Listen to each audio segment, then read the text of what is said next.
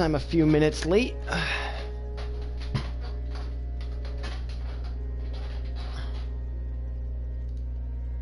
Gotta get these notifications out. Please bear with me.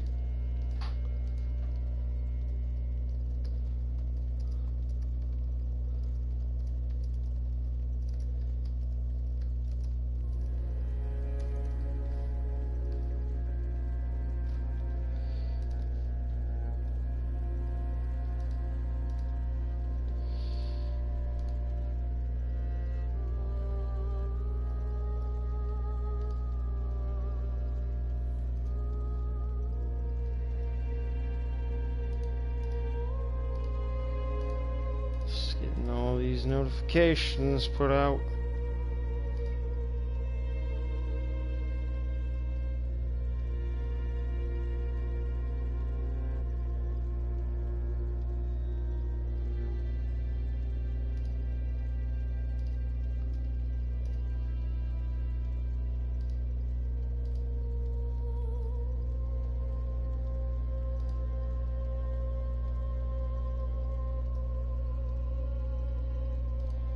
Alright, I think we're all set. Sorry, I would have had these out before the stream actually started. I just made a mistake, a miscalculation. I was running up the clock to the last minute, trying to work on my Twitch, or my information block on Twitch.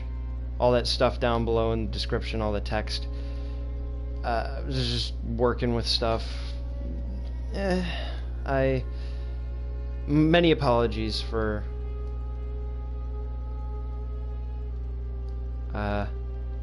many apologies.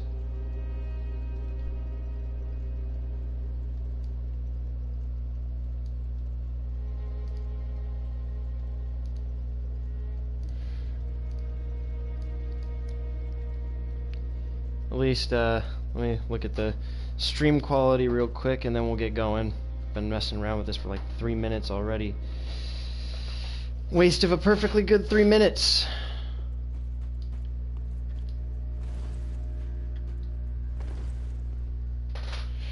Alright, stream quality is good.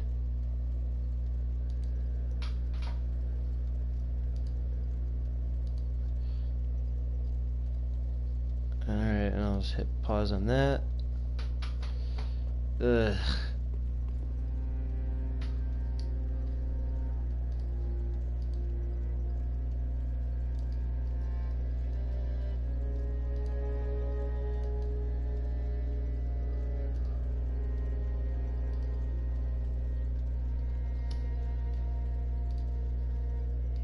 I'm just hoping I'm done with this now.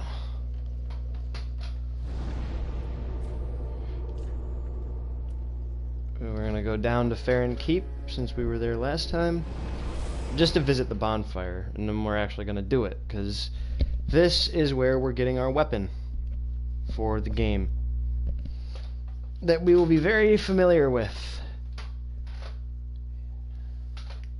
and all of its many benefits and certain downfalls.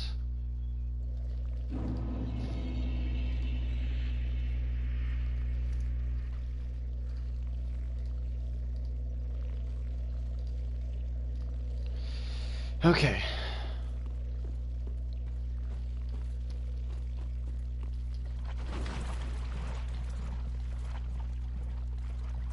Oof, that was a lag spike if I'd ever seen one.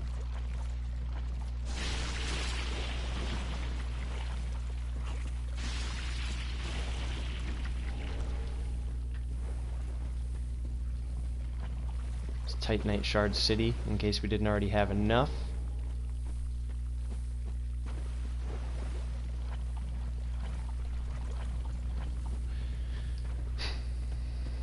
Tried to take a short nap, failed, but I tried. I was at the gym again.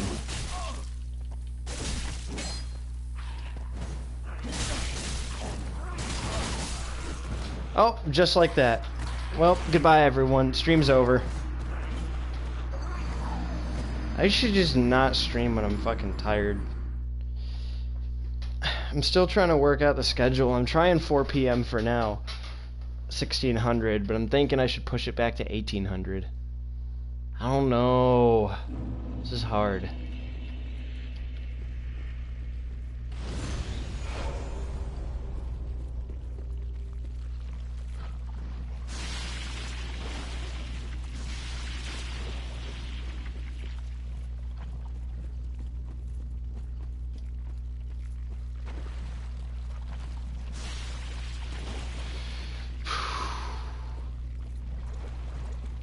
I'm just not gonna like waffle on or ramble unless somebody actually says something to me this time.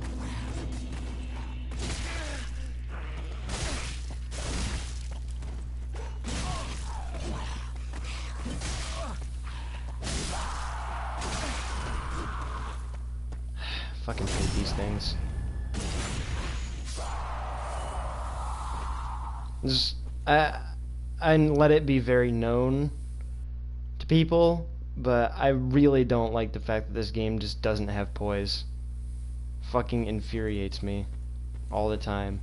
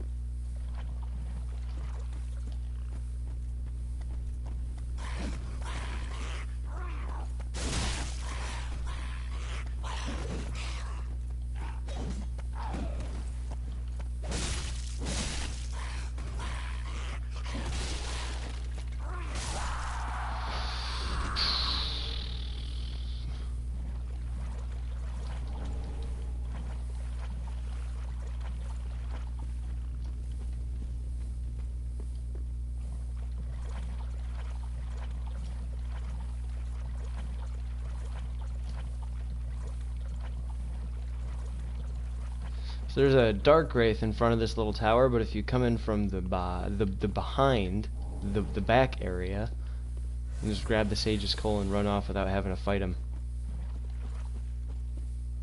Because he sucks and is super annoying and definitely not worth fighting.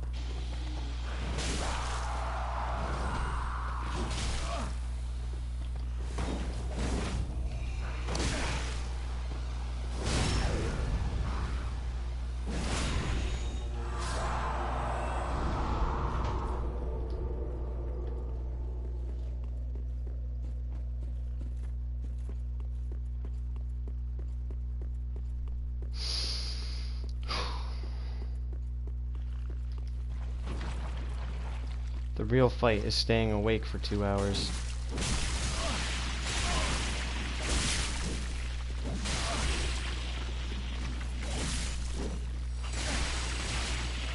This is gonna be a fucking terrible stream. I'm just gonna let you know right off the bat.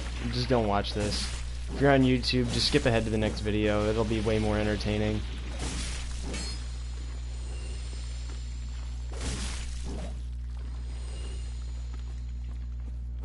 Because I can already tell this is going to be a fucking shit stream full of a lot of stupid mistakes, and in general, me just being an absolute head ass and being a sleepy ass boy.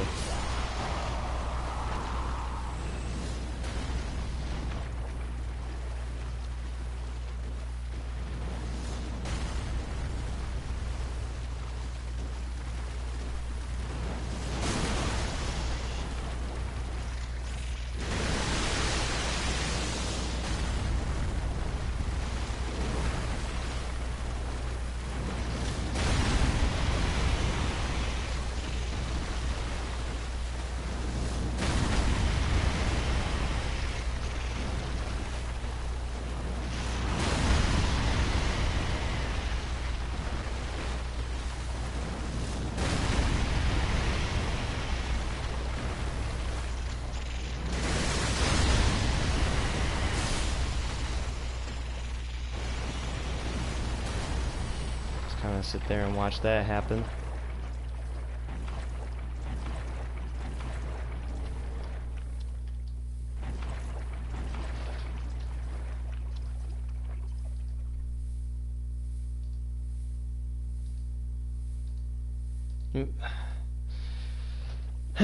Sleepy ass boys.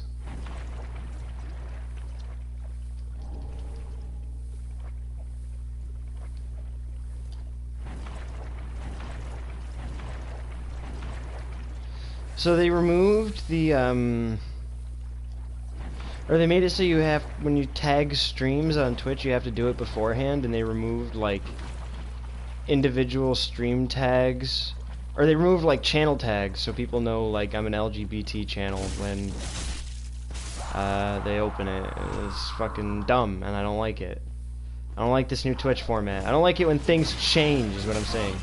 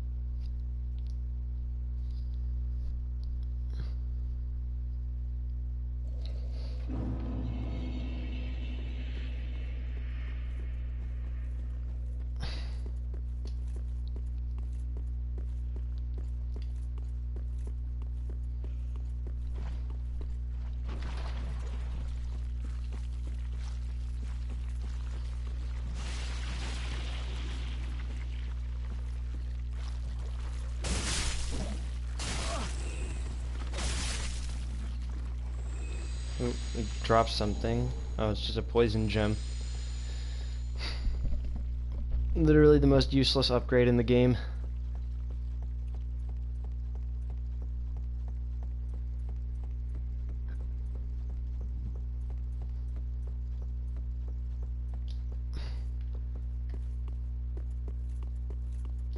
Certainly ain't no Dark Souls 1 poison build, I'll tell you that.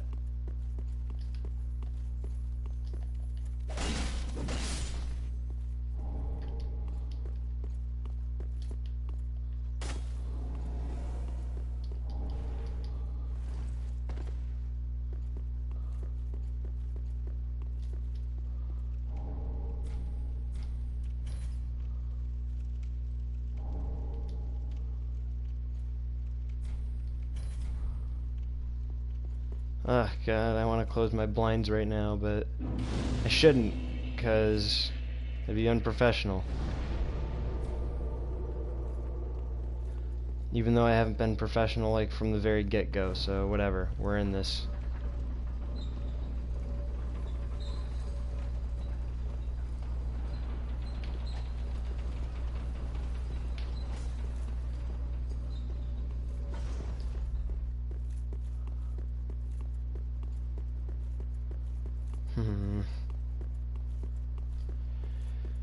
Well, soon enough I'll have more time to nap on Tuesdays and Thursdays, because I'll be going to the gym earlier in the day, because one of my classes is only half a semester, so once that class is over, I can go to the gym earlier, and then from there I can have more time before the stream starts. I'll have like 5 hours.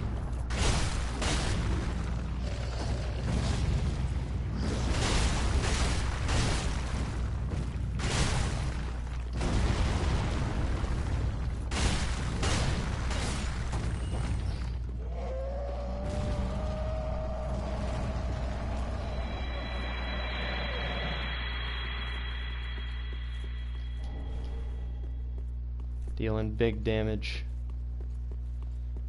Wasn't able to knock his legs off though.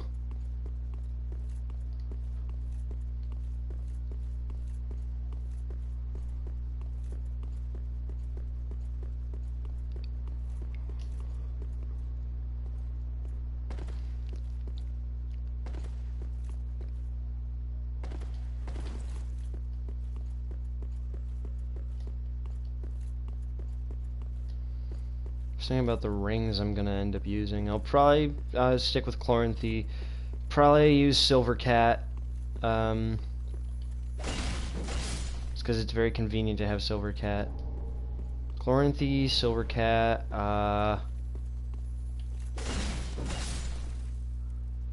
Probably keep the Silver Serpent on for a while. I don't really know what else.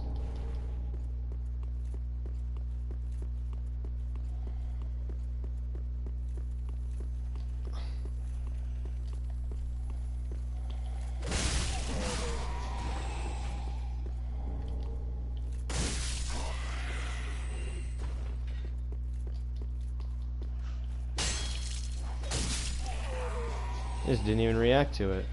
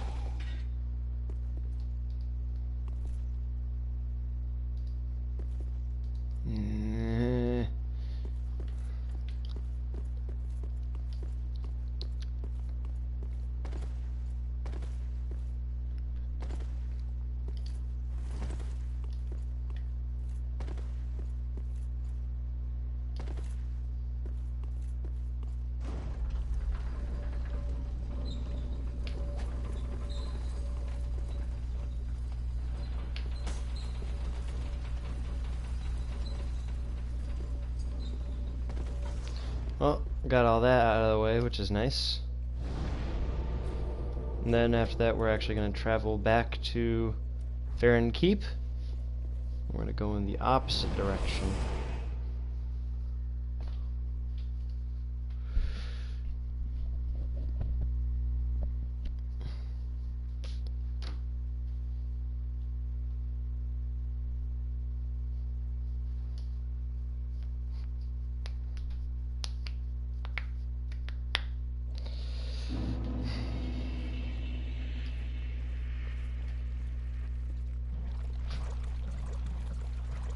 My favorite part, mashing the circle button. Which is pretty much the entirety of Dark Souls 3, is just smashing the shit out of your circle button. If you want to thread the needle here, you really just want to...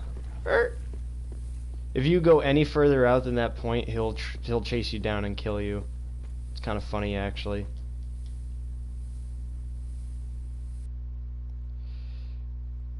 And that's number 3, so now we can go challenge the bosses of the area. But first, I want to grab one more thing.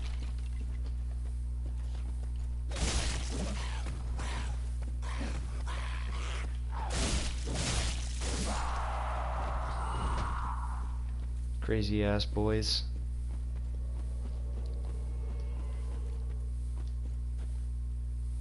There's Heisel. And we just want to get her to come up after us, because down there's basilisks, and in the poison swamp where you have less movement, she has the advantage because she has ranged attacks.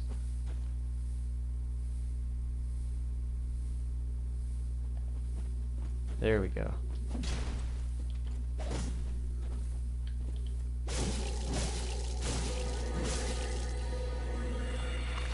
What are you doing?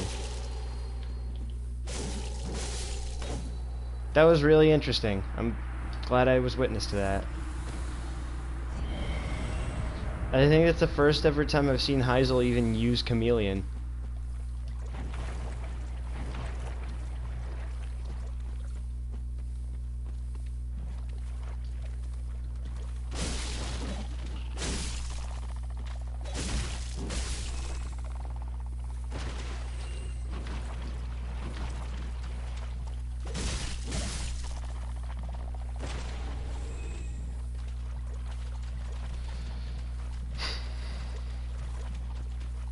You learn something new every playthrough. I always say it, and I'll keep saying it.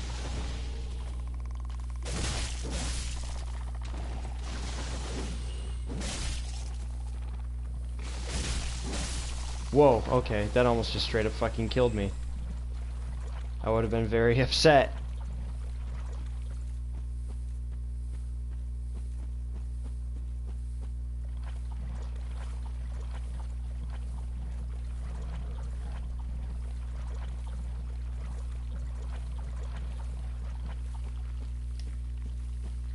And here's the keep ruins again. But we can just go up through here, so it's not even a huge deal.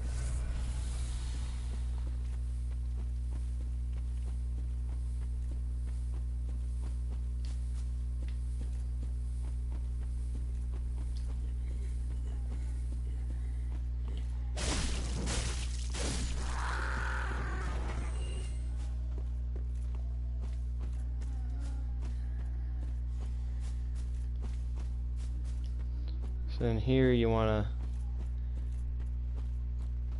go slow because they're moving slow, and you really don't want to fight dark wraiths because they're annoying.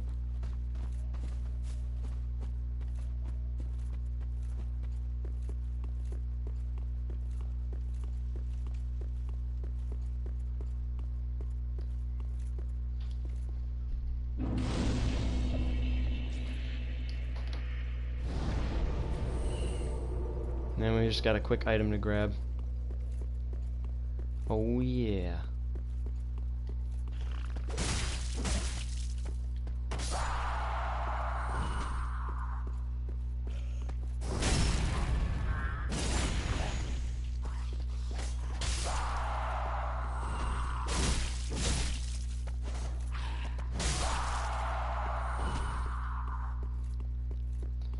And another one of these big crystal lizards.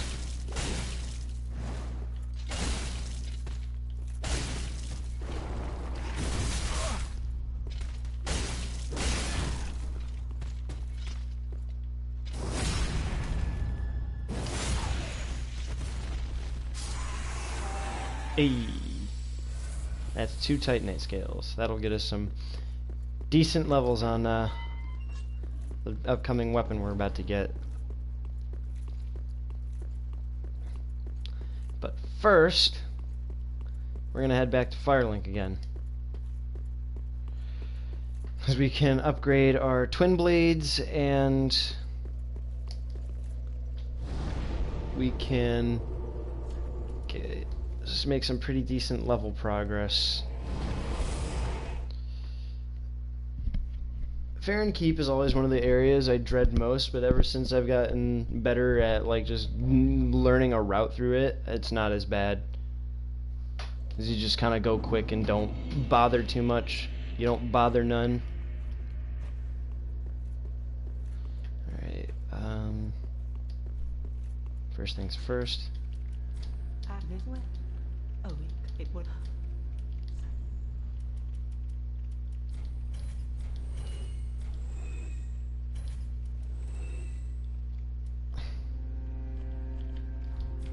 Ashen. That is what. Reinforce Estus flasks. Reinforce weapon. These are already sharp infused, I'm pretty sure, so. Pretty be careful. Like that.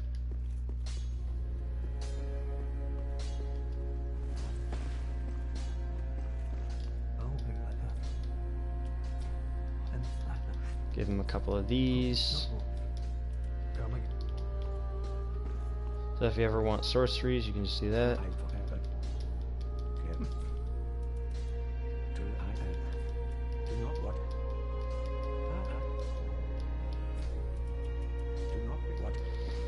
Yeah, and if you talk to him twice, he'll give you the welcome gesture. Good stuff. Sorry, unprofessional, adjusting my headset.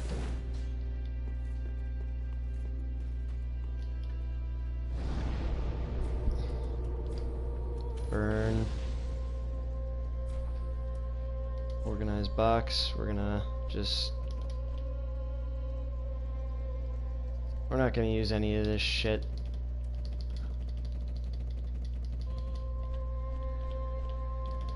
keep the longbow just in case. I'm not gonna use any shields either. Oop. Gonna use that torch though.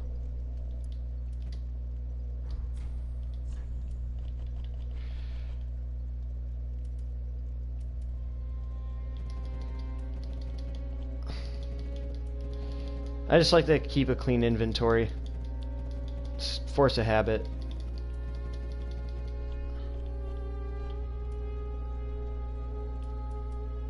I'll keep the rings on me though, just because I never know what I'm gonna need.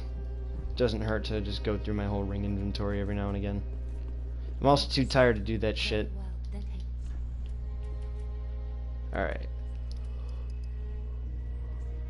Get to about 15 vitality.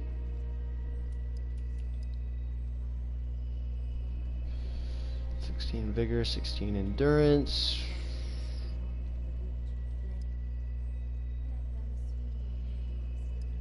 We'll need a little bit more vigor. Farewell, Ashley.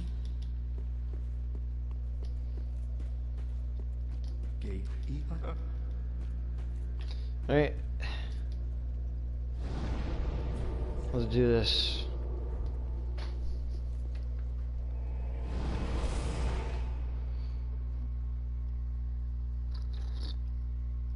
Sip.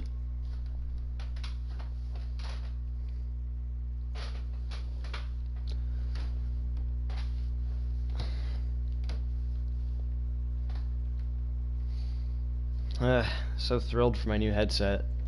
I'm pretty sure I mentioned this on stream, but I ordered a new streaming headset.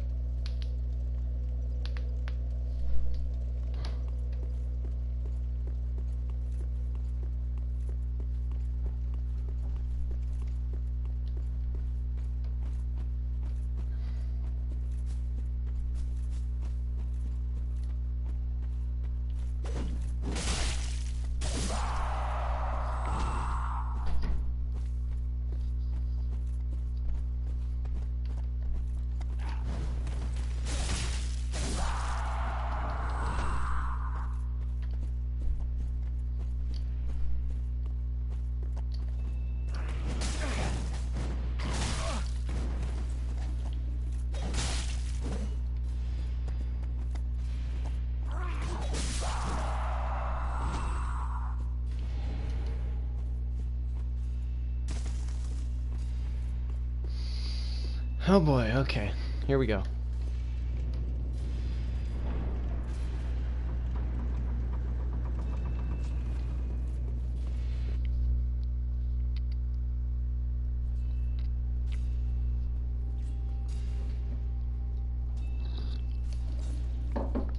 I'll be skipping this cutscene. I'm just getting a little stretched out.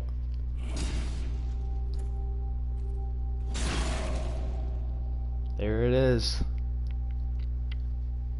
Gonna steal this weapon from them. Steal that sword. The sword of easy mode.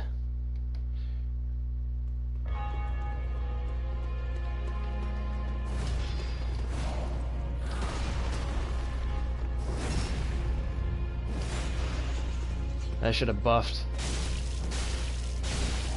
This fight would have gone a lot faster.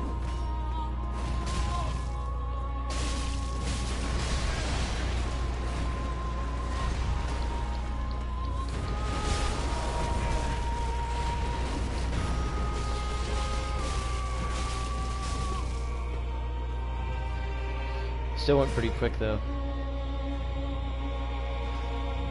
Good fight, even though if it is a little easy once you've gotten used to it.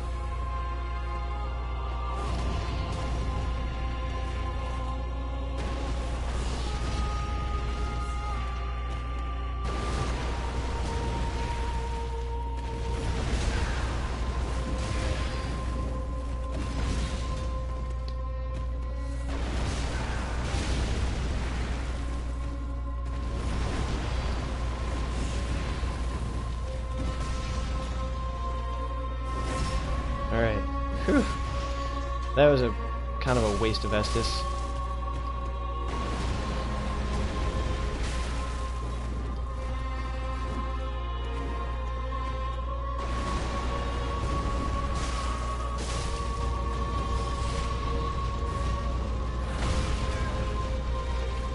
Was a little slow there on the roll.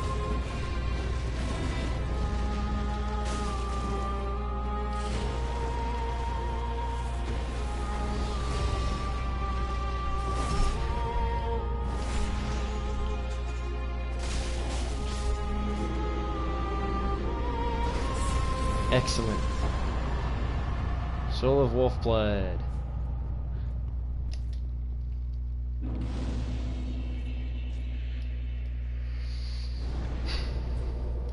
Now we go to back to Firelink. One of the best things about this weapon, by the way, for anybody who's going to do this kind of run, best things about this weapon, it's absolutely free. You get it for free. No souls, you just bring the Soul of Wolfblood to them, and they're like, ah, yeah, that's pretty good. I like that.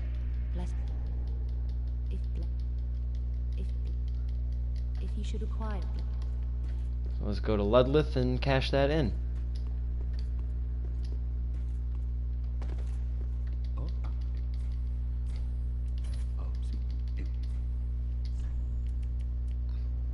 Farron Greatsword. Heck yeah. Oh, you only need 20 decks to get started on it. That's good to know. So its final scaling is CA. That's okay, and we can carry it too. That's great. Its final scaling is CA. So you can I forget I don't think this is buffable though. I think that's one of its bigger drawbacks. Yeah, it can't be buffed, but no big deal. That is what.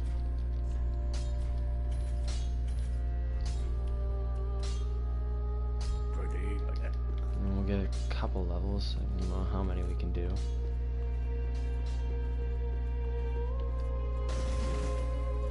And this is the big thing, is it lunges really quickly, like it moves in really quick. It's got a really wide range of attack, and it's an ultra great sword. It's basically easy mode. But yeah, it's just a great weapon. I'd say overwhelmingly so, maybe to the point where it's a little bit too much. Farewell, Ashen One. 12.5 kilograms. Not too bad for weight either, as far as ultra. It's like one of the lighter ultra great swords. The lightest ultra great sword you can get is the Astora great sword, the Astoran ultra great sword, which is 6 kilograms, which is exactly the same as a claymore. So it's really light. The Astoran ultra great sword is a fantastic dex weapon for late game. Amazing for decks.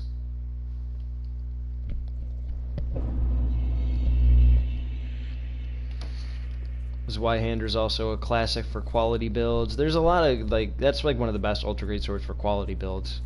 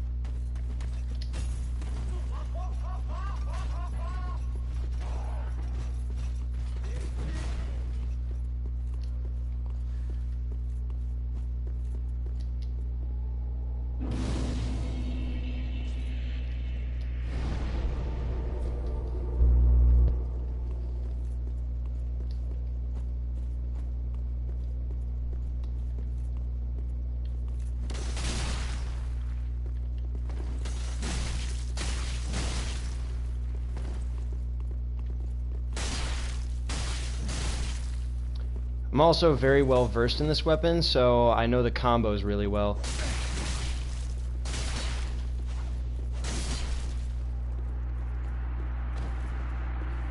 As you can see, it's just an easy weapon to use, period.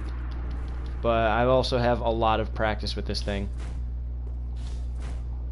In general, you'll find that, like, So you've got the combo goes one sweep, and then it goes in reverse, and then the third one is really slow. So sometimes what I'll do is I'll do 1, 2, and then 3, and it's even slower than those two, and it gets people to sort of throws them off guard with the timing. And that's the thing, is this you really have to, in PvP, this weapon, you really have to do mix-ups to make it great. The mix-ups are the important part.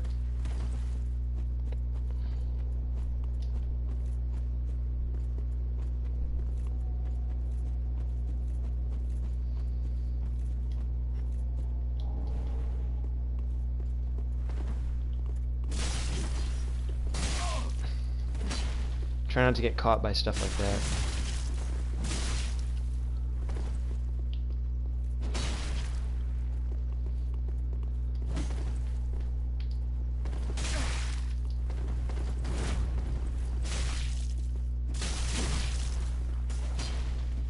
Ooh, whiffed.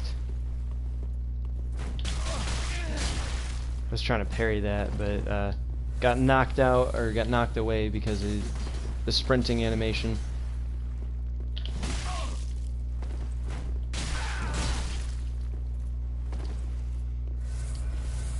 I'm just messing around a little bit right now. Not trying too seriously.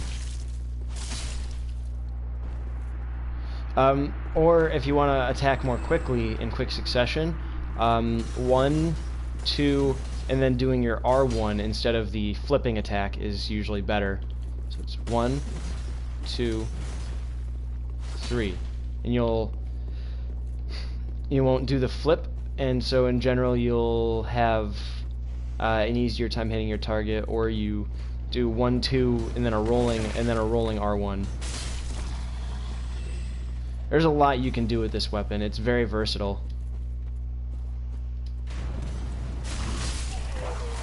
And because it's so mobile, you can end up like going under or around a lot of attacks just by attacking.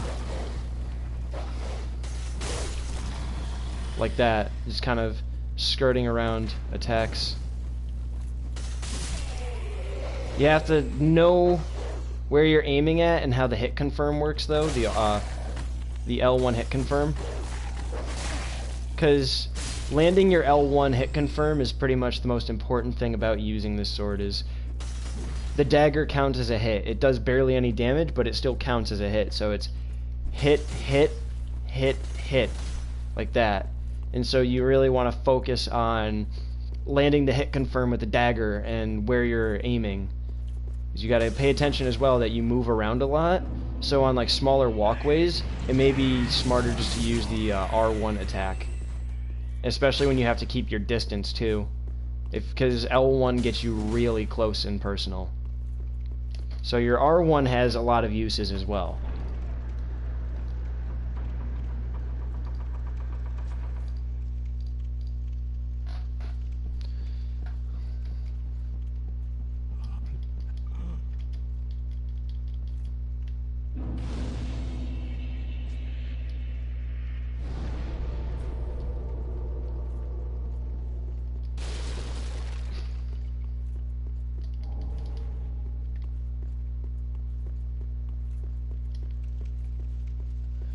And if you really want to fight with this thing and use the L1 on narrow walkways, you really got to focus on aiming so that you don't fall off.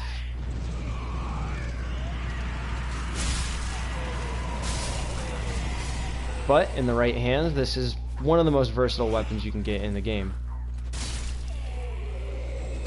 It has one thrusting attack, which is the rolling R1. So you want to make good use of that. You know, I realized the what was it? Just the greatsword in Dark Souls 2 also had a single thrusting attack, which was the rolling two-handed R1. So yeah, just I guess I've been using very similar weapons for all three playthroughs because they're all ultra greatswords. There's the Astora greatsword, which is great for another great Dex ultra greatsword. This is a better Dex ultra greatsword for beginners, I think. I enjoy it a lot more as well. The Astora greatsword also has a lot going on. a lot of good stuff going for it.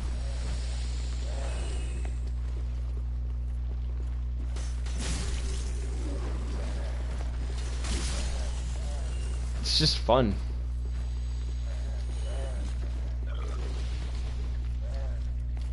So this is where the torch comes in, is you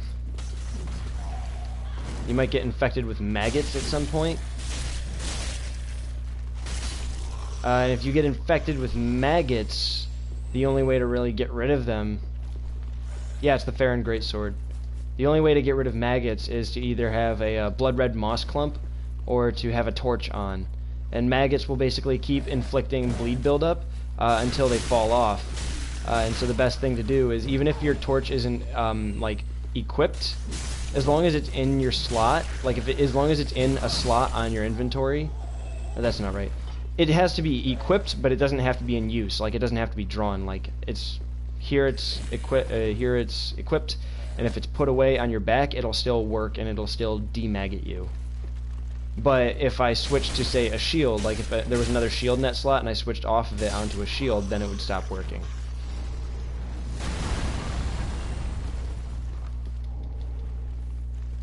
But in general, you always want to buy a torch from the Shrine Handmaiden pretty early on, just for this segment and a few others.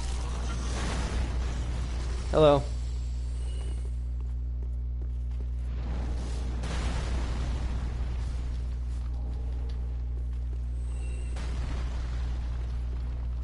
How are you doing?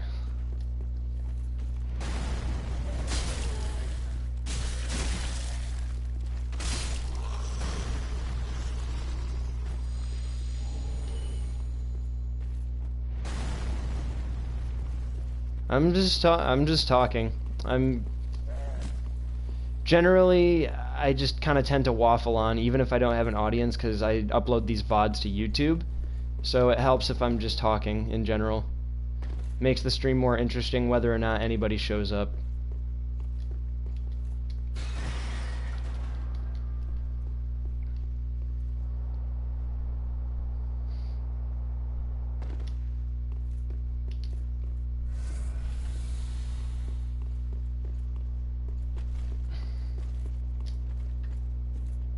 It's just kind of how I work when I'm on stream.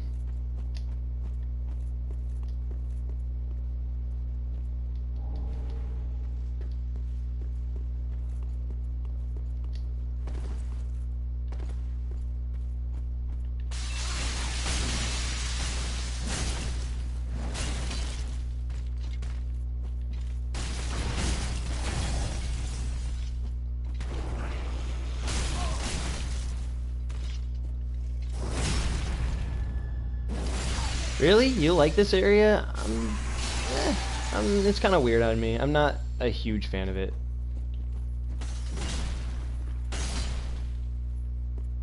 I really don't think this game picks up until the late game. I think the early game is boring as ass. Like, Irithyll, for me, is when the game actually picks up.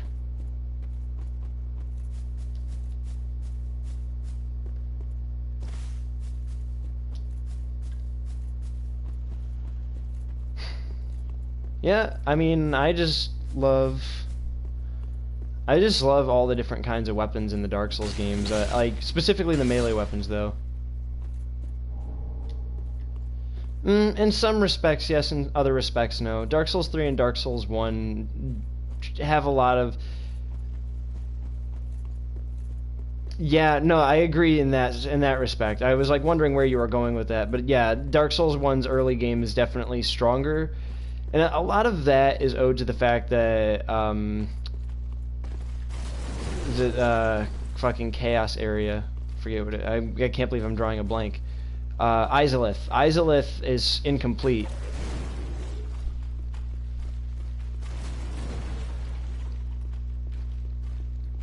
Because, like, Izalith was literally an unfinished area. So... the late game for Dark Souls 1 definitely kind of falls off. I definitely think that Duke's Archives and Tomb of Giants are pretty cool. But Izalith totally sucks, and New Londo is... it's fine. It works. It's a decent area.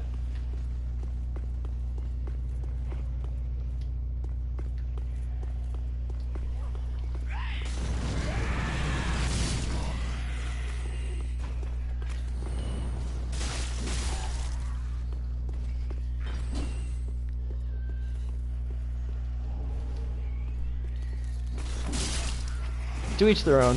I think the Tomb of Giants has its ups and downs. But then again, in Dark Souls 1, I'm so good at it because I've played it for like 600, 700, pretty much 1,000 combined hours, I think, at this point.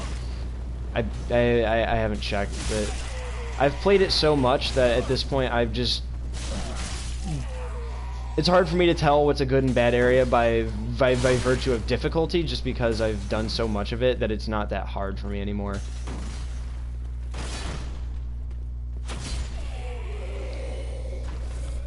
I have yet to play Demon's Souls because I'm not a time traveler and don't have a PS3.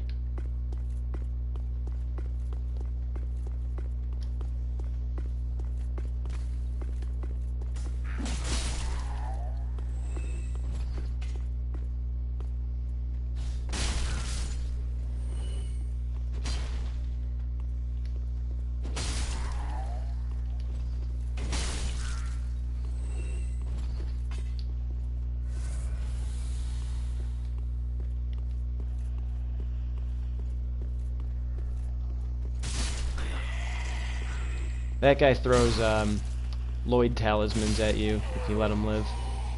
Very annoying.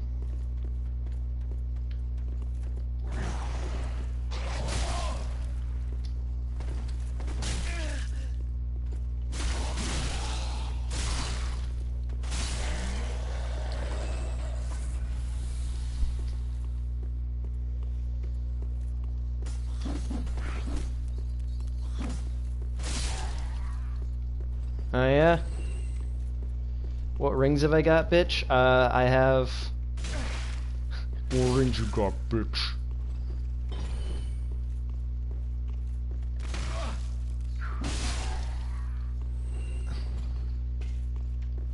I just have Chloranthian Serpent on right now. Havel's Ring. Ring of Favor. Everything you could ever want. Stamina, health, endurance.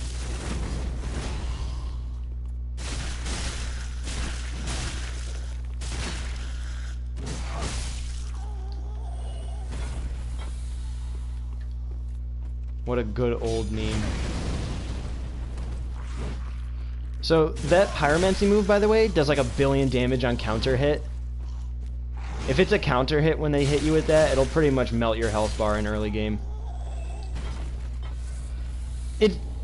For its time, so I'm like old school Dark Souls, like Dark Souls Prepare to Die back in like 2013. So like, for its time, it was really, really good and really funny, and you came across giant dads every now and again. But with the remaster, it just became a nightmare to deal with, just because it went from being a meme to the meta.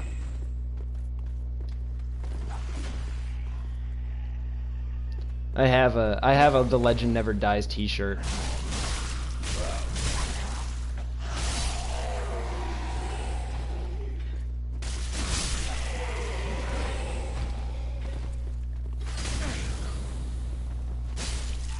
Yeah, honestly, so I'm sure you're aware that Dark Souls Remastered has a fucking terrible PvP atmosphere. It was not like that with original Dark Souls. Original Dark Souls had a really friendly PvP community. And this is kind of this thing where Dark Souls Remastered just kind of blew up. And because of its size, it just could not go back to the golden age that was the original Dark Souls PvP. That's what I was hoping for. When Dark Souls Remastered got announced, I was like, oh man, they're bringing the PvP back. It's going to be just as good as it was back in 2013. And then it was the opposite of how it was back in 2013 and 2014. It was just a fucking nightmare. It was just nothing but twinkers and fucking it was just that crowd. It was everything you hated about Dark Souls 3's community, but worse.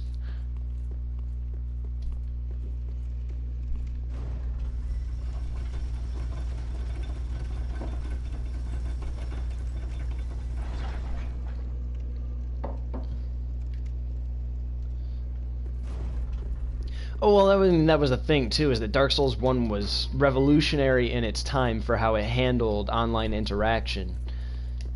And for that time, people were like, oh man, this is so cool, I just want to, then early Dark Souls 1, it was like, oh man, this is so cool, and people were just really interested in testing out and stretching the limits of what it was capable of as a thing, like as a property, as a concept for its online play. But as the community aged, and then we reached Dark Souls Remastered here in 2018, and it was just a completely different atmosphere. Mostly just because the player base evolved from a small niche community of very committed and very tight-knit group community to a game with a lot of widespread and mainstream appeal. Because Dark Souls 3 and Bloodborne brought a lot of people into the franchise.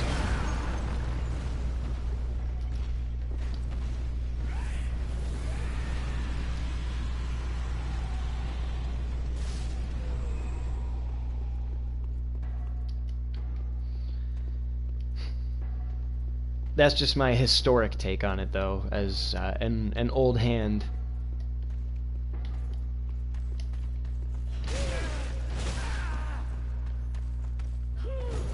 Oh yeah, I mean, that you're implying that Bloodborne would ever even have online play. The only thing, like, the co-op was fun, I mean, when the net play actually worked. But, yeah, no, I mean, hardly anybody in their right mind actually participated in PvP. Oh, fuck, okay.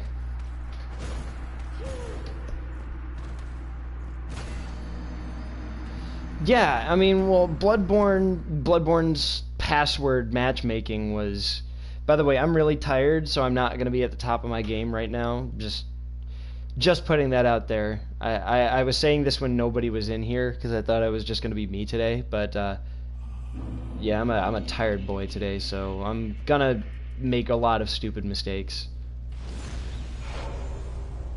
But yeah, I mean, Bloodborne, for sure, had a great... great single player and great co-op, but there was no PvP community for that. And a lot of that kind of boiled down to the fact that when you PvP'd in Bloodborne, you knew you were going to be going up against 2 or more players, because the only way to get summoned as an invader in Bloodborne was if somebody had summoned a co-op partner.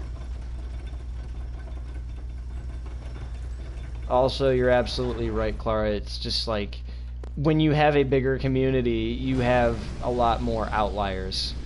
So you get more people who just find it acceptable to be like that.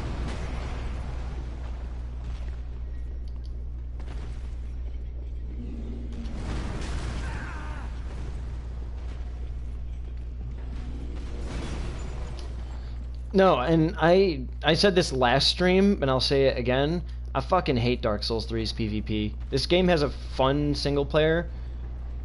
Fun enough, I guess, but Dark Souls 3's PvP is just fucking atrocious.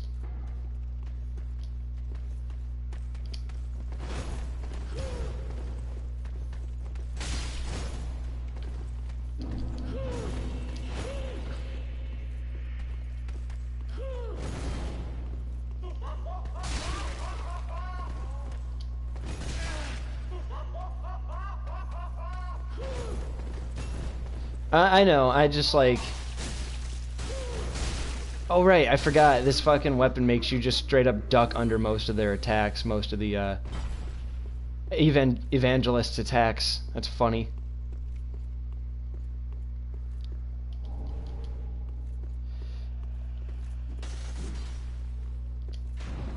You know what, that might be what it is, but the fact that the gameplay allows for people to exploit it and play it in the not fun way is kind of my point, though, is the fact that this is the majority of the PvP is just this.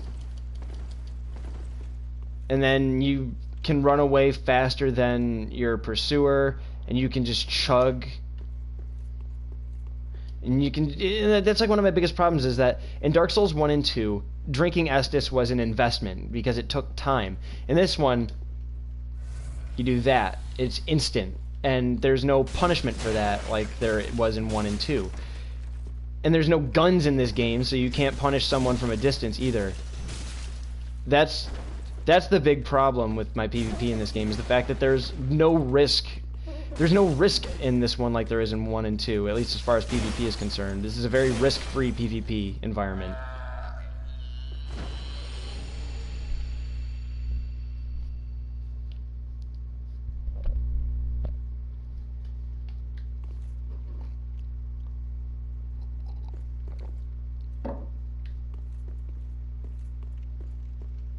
Yeah. Dark Souls 1, I mean, well, the other thing is that Dark Souls 1 rewarded multiple playstyles, while Dark Souls 3 only rewards a single playstyle, which is the Bloodborne playstyle.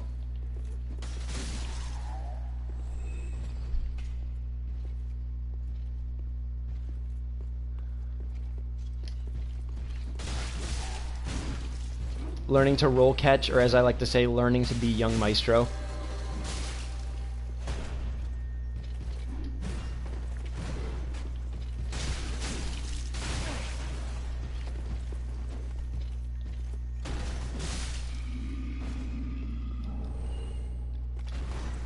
Wow, Cathedral Knight Great Shield. Usually I farm for like an hour just to get that if I'm doing a playthrough with a Great Shield. So that's pretty neat.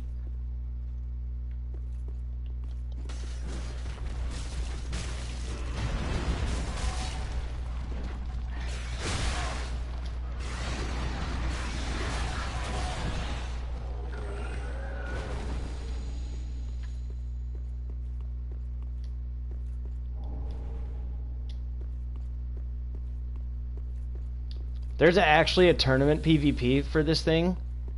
Like fucking Evo for this shit. That would just drive me up the wall, cuz I wouldn't find that very fun at all.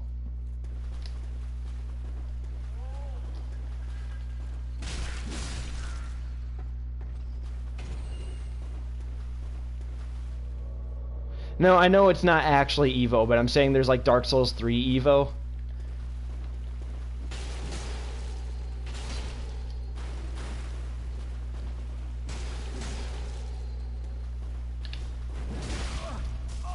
I was trying to just get a meme parry.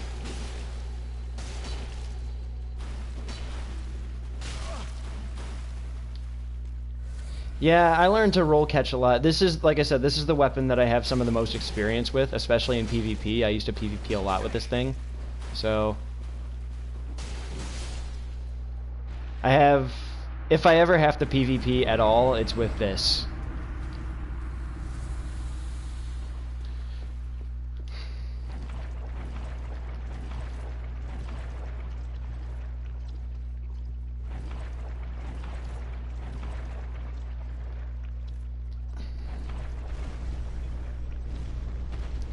Yeah, and that's one of the things I like about Dark Souls 3. I'm going to stop complaining for a moment and say the weapons feel very unique and different from each other, which is one of the things I like most about Dark Souls 3, is that the weapons in particular have a lot of flair to them.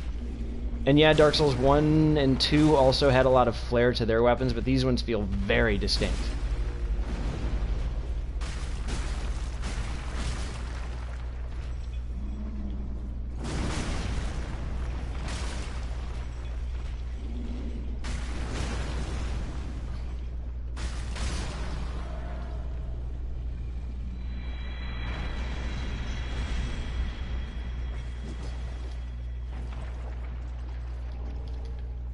I'm very fond of the Black Knight sword, just the plain Black Knight sword, not the Black Knight Greatsword, or any weapon that has perseverance. Really, I'm very fond of.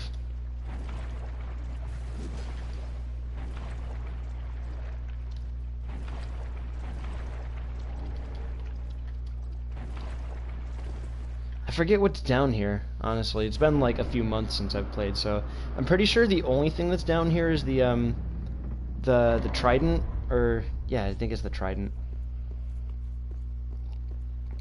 Or no, it was the Saint Spear Bident, I'm pretty sure. Is the no, the Channeler's Trident isn't in this game. That's fucking lame.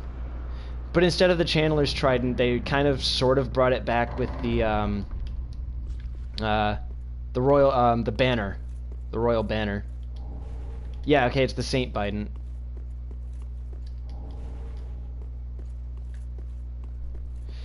Oh my god, dude, the church mace? Like the not the church mace. What is it called? It's just like it's just called the Great Mace. I love that weapon to death. Oh no, for sure. Because the banner doesn't dance. The trident dances.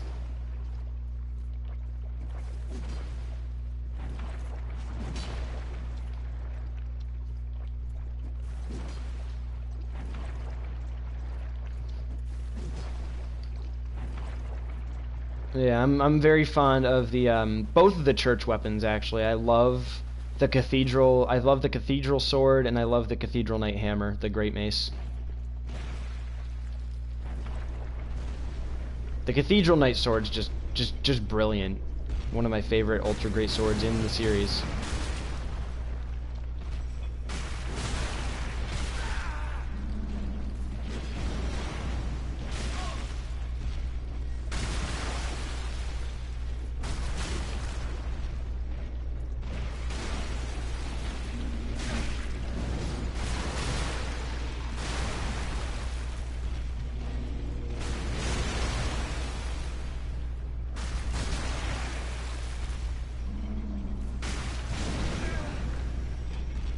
Oof, that actually hurt a lot. That's unfortunate. Oh yeah, the first DLC has some really good weapons, but the first DLC lacks in content. What the first DLC lacks in content, it makes up for in excellent weapons.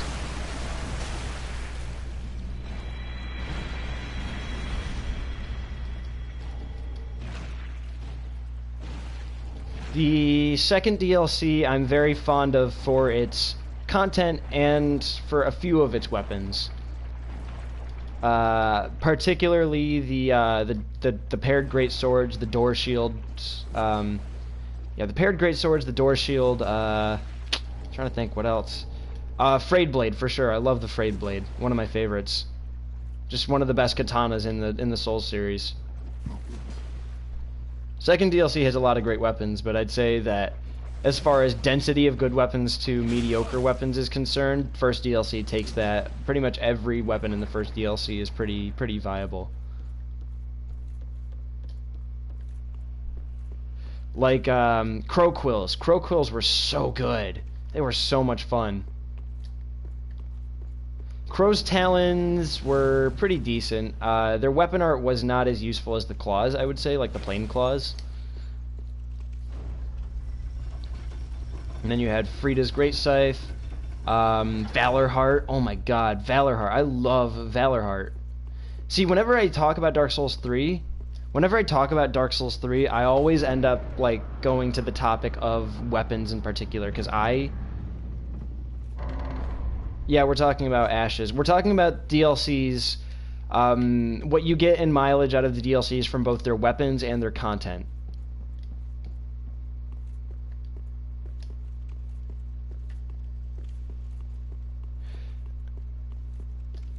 It depends. I find the rapiers in Dark Souls 3 to be very, very boring.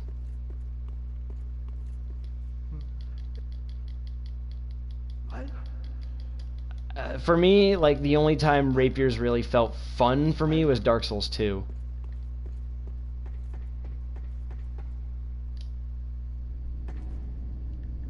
Well, and that's what we're talking about, Clara, is I was saying that what Ashes lacks in content, it makes up for in its density of good weapons. There aren't too many shitty or mediocre weapons compared to good ones. Whereas in the second DLC, there were a lot of weapons that didn't really pan out too well or aren't that great, but it has great content.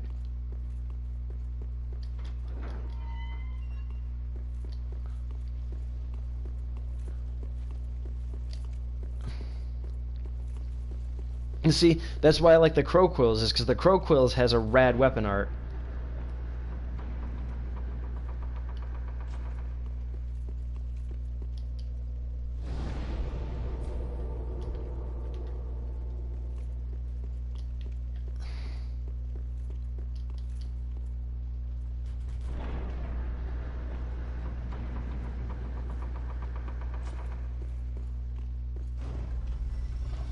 Man, I really love having it, an audience actually show up. It's really nice. It really gets me going. I love talking. When there's something to talk about, I mean. Ah, God, that corner always fucking borks up the camera. I've actually gotten killed by the way that corner changes the camera. They're not that fun. My streams are only fun if I'm actually, like, engaged with my audience. I don't think I waffle on that well when I'm alone, but people say I do pretty well. I don't know. It's one of those things, I guess.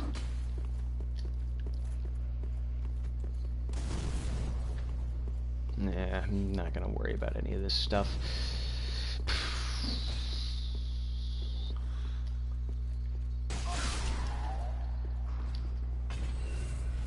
Oh, my brother and I have a running gag between the two of us where he just says, "I fell."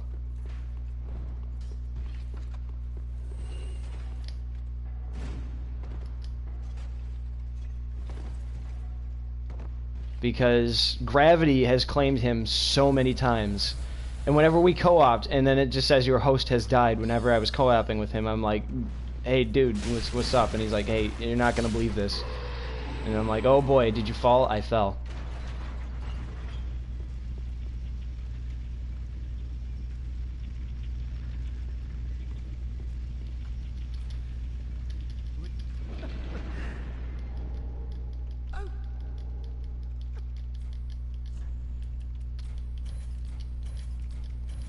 I love how you can buy literal rubbish from him for 200 souls.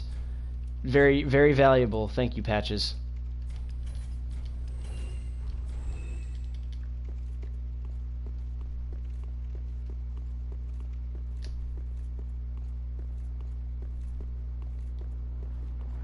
Oh yeah, and the fact that you can, like, as a level 120 plus something, go back and help your friend with a full, like, you can co-op with your friend with a full build. I think definitely Dark Souls 3 has fantastic co-op. By far the best. But so I definitely agree on that front.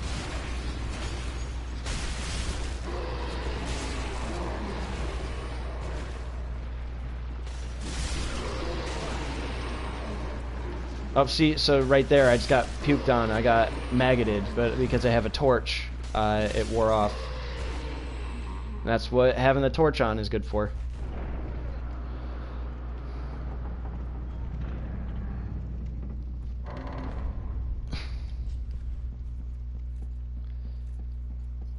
Yeah, to a certain degree. It depends.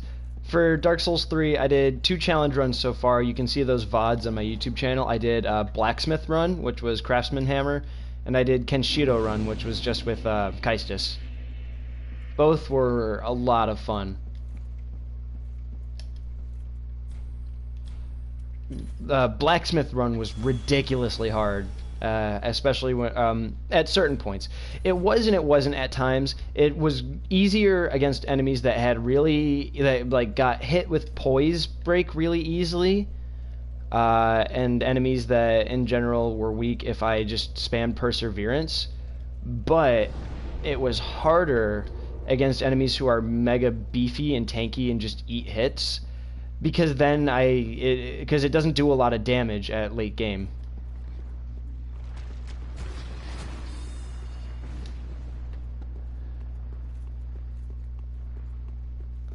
Oof.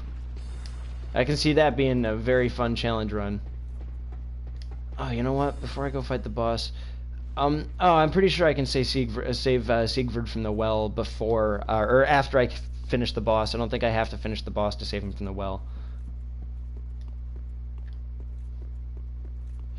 It's good and it's not good. It's good because it's a hammer, so it does poise damage, and it has perseverance as its weapon art.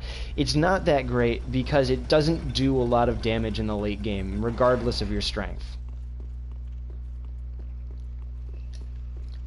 Craftsman hammer has its strengths, but ultimately it's not fantastic. But that's why it's a challenge run. It was a very fun challenge run for me.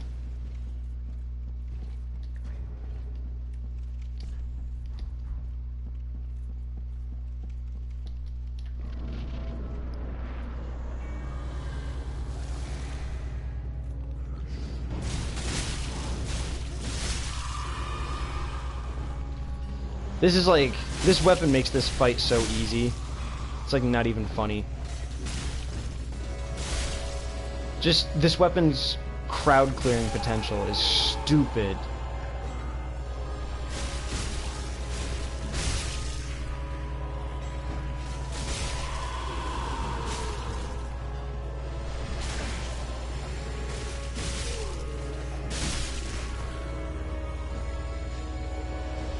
I mean, this isn't even really a particularly hard boss, but this just makes it stupid easy.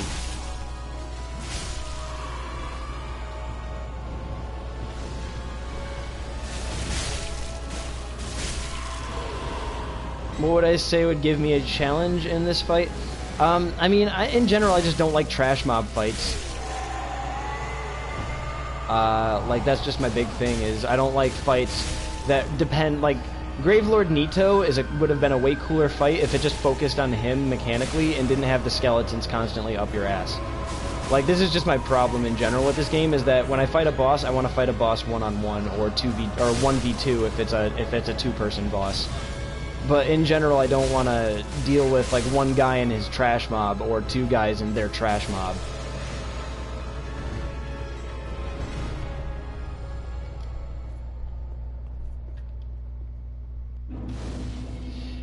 I mean, when you're new to the game, you just don't know what you're doing, so I think that sounds fair. When you're new to Dark Souls in general, anything can seem like an insurmountable challenge your first time through.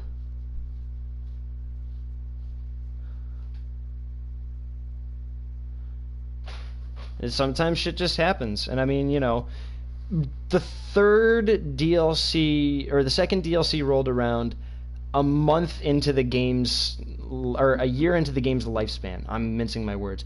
The second DLC rolled around a year into the game's lifespan, so by then you have enough experience where things don't seem as hard.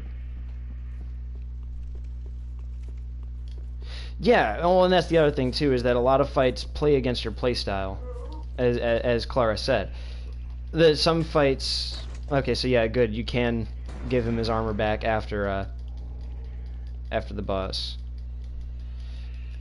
And that's the thing, is I'm really good at fighting knights and dudes in armor, but I can still end up struggling quite a bit against like monstery or very bestial enemies, and that's just like because I read human movement so much easier than I read the movement of an animal that has anatomy so unlike mine.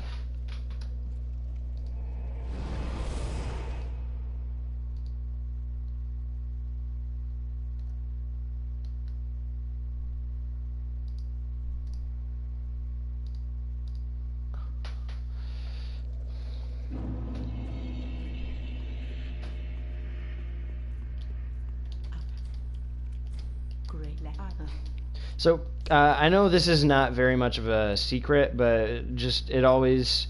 I can still surprise people with this, that you can sell souls for their exact value. It's very fun. It's a very fun fact. Not that much of a crazy revelation to some people, but for some people it's just something they never knew.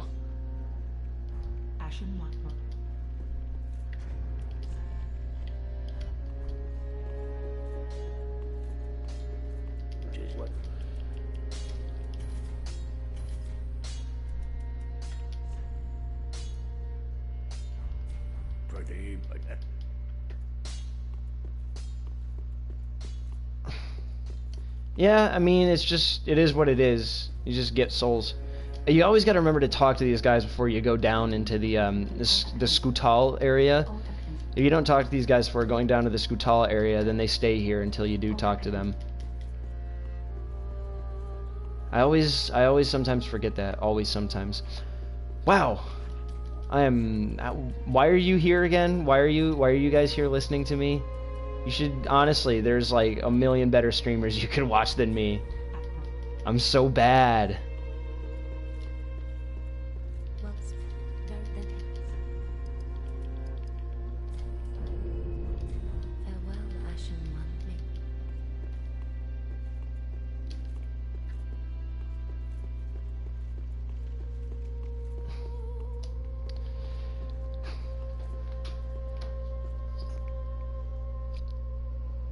Hmm.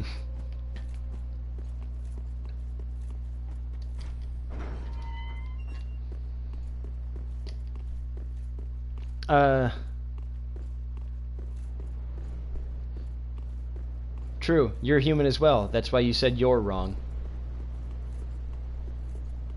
Yes, I am a grammar Nazi. I see it, and I try not to talk about it every time, but just this once I'm just gonna mention it.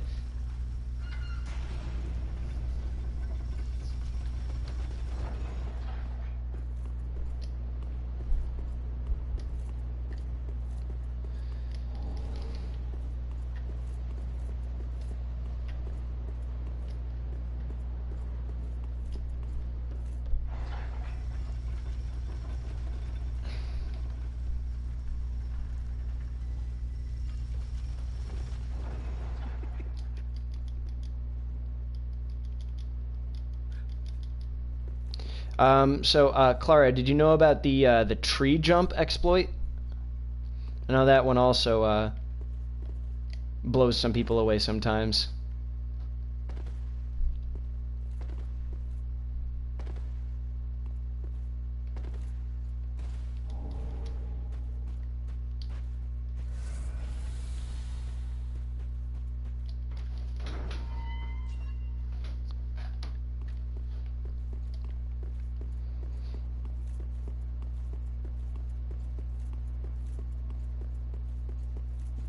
Yeah, you jump off the tree and you can get onto the roof early.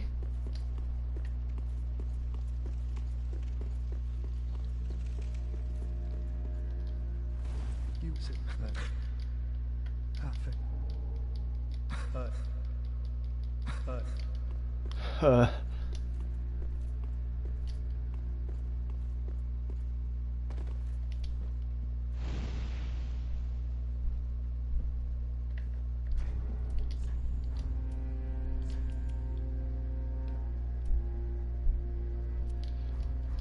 Oof. Yeah, I mean, I do it every play. It's not a speedrun tactic, no. I manage to do it pretty much every time consistently, but no, cool, because it takes too long and you have to be super precise. And I know that speedrunners, well, yeah, you get Estus and Silver Serpent Ring. The tree jump is more for long term, not for speedruns. Because the tree jump gets you an extra early Estus shard, and it gets you, what was I saying? Yeah, it gets you an extra early Estus shard, and it gets you Silver Serpent Ring.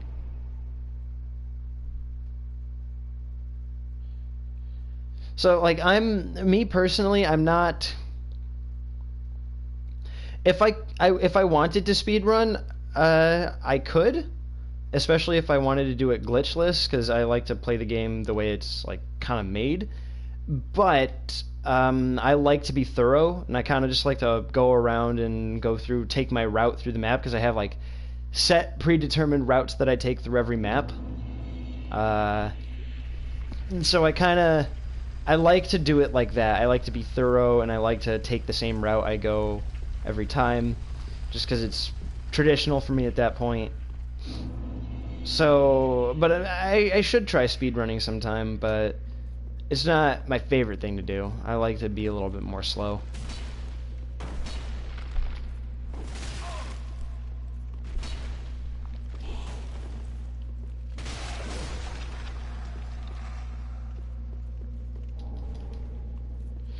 Carthus Rouge. I remember pre-patch Carthus Rouge. That stuff was awful. Unless you were the one using it, but everybody would buff their weapon with that stuff. It was ridiculous.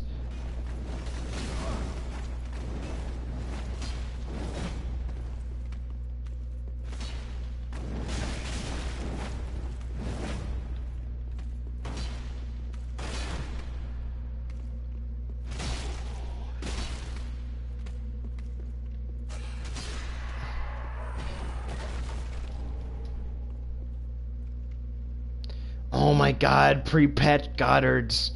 So stupid, dude.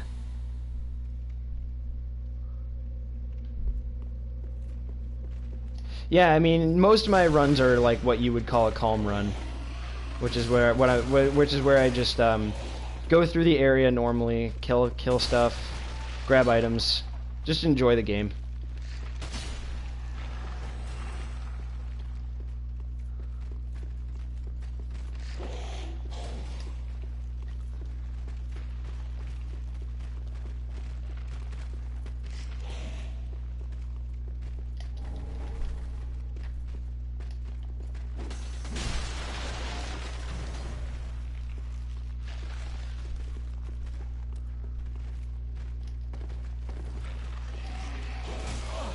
Hey, it's it's Spooktober, so this feels appropriate. Look at all these skeletons.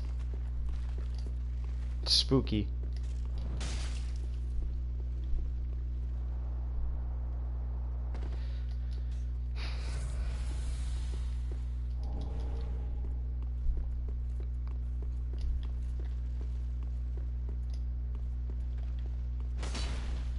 No, that's not it. This is it.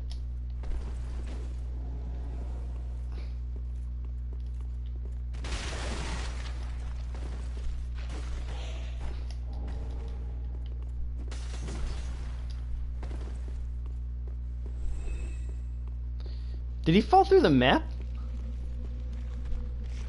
My favorite Dark Souls 3 boss. My goodness.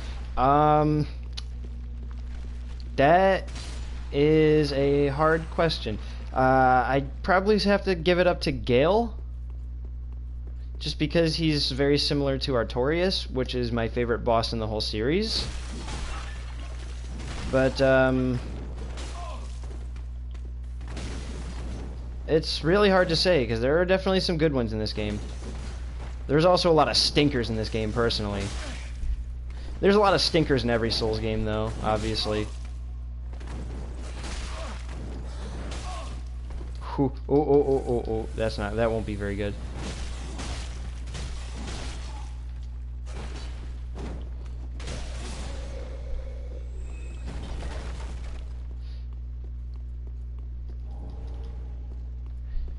Yeah, can seem like that for sure.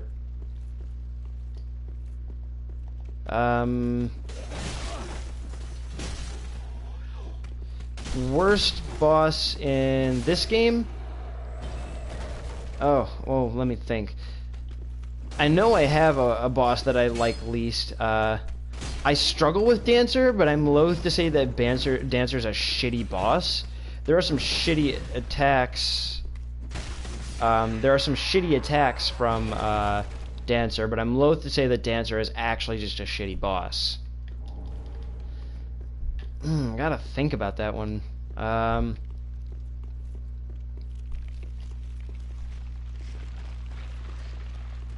For each individual Souls, well, for Dark Souls 1, that's no contest. I'm pretty sure, like, anybody who knows anything about Dark Souls 1 knows what the shittiest boss is, unanimously.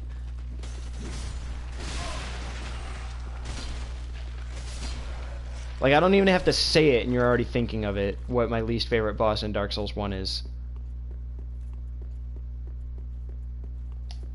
Oh, actually, I can't really pick that after when. Dark Souls 2, that's a tough question. Watcher and Defender are definitely not my favorite. There's a lot of bosses in 2. Yeah, Dark Souls 1's pretty obvious. Dark Souls 2, I'd say Watcher and Defender I'm not a huge fan of.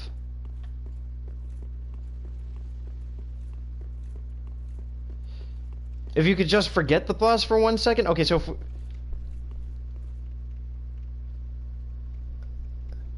Two dogs in what DLC? Are you calling them dogs? Are you referring to Lud and Zolin?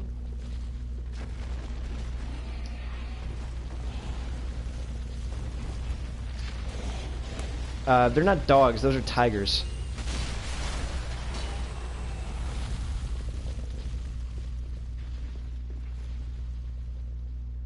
Yeah, I actually, so, you may not know this, you're probably new to my streams. Welcome, by the way, hello. I recently did my Dark Souls 2 Done Easy stream. I got through the entirety of Frigid Outskirts and beat Lud and Zolin all in one go with barely wasting any Estus.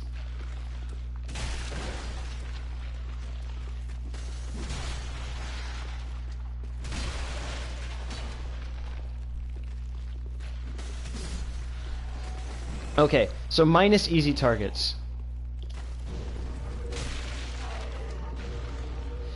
If we're not counting Bed of Chaos, I'd say Gravelord Nito, just because he's not the part of the boss you're supposed to worry about. It's his fucking trash mob.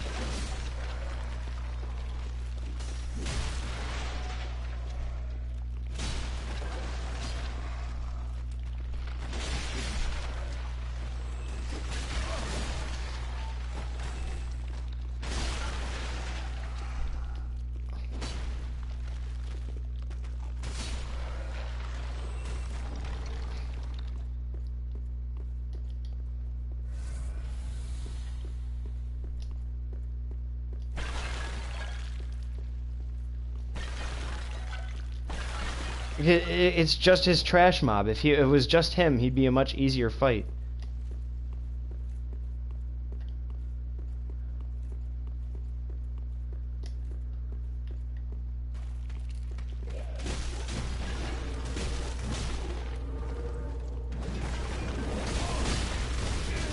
Wow, okay, holy shit. Can everybody just fucking calm down for like 1 second? Ah! Ah!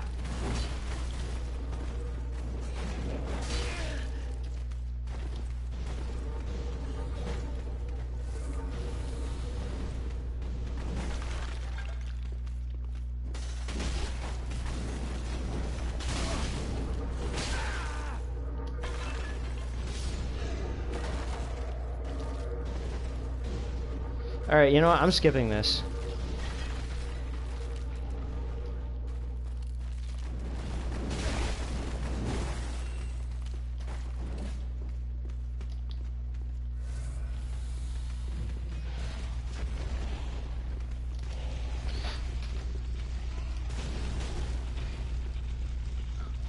Without using bonfires. That is a pretty good challenge run.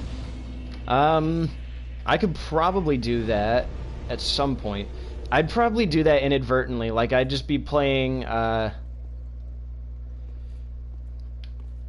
like, I'd probably just be playing and I just inadvertently do it. Well, not inadvertently. I always rest at bonfires, but if I was challenged to not rest at any bonfires, I could probably do it. Not on this playthrough, just because this is more a relaxed playthrough where I'm more an educational voice than anything, but I could definitely do that at some point.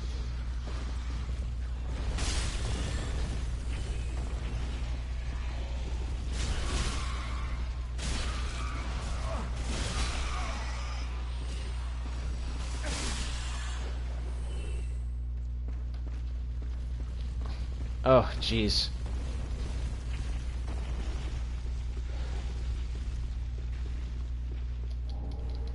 Did you end up pulling it off, or did that not work out so well for you?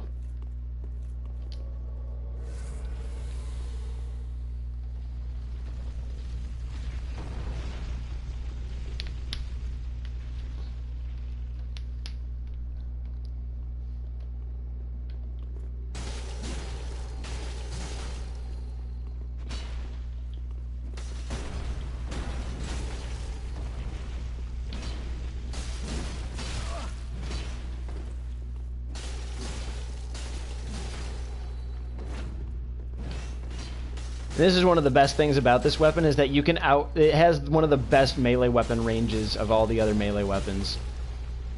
Like I said, I have so much experience with this thing in PvP, like, just, it's not even fair for me to use this thing against other invaders.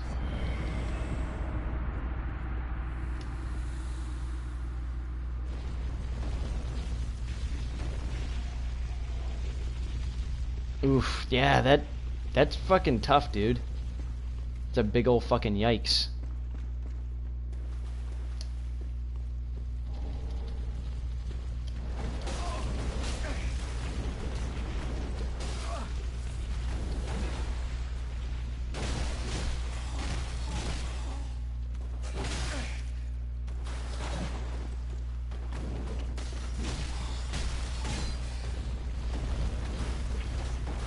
I really don't like the Karthus. The Karthus warriors are some of my least favorite enemies in this game.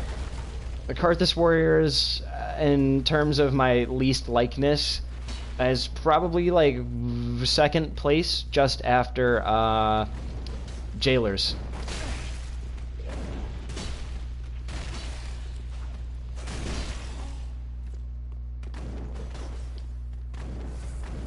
Two. +2.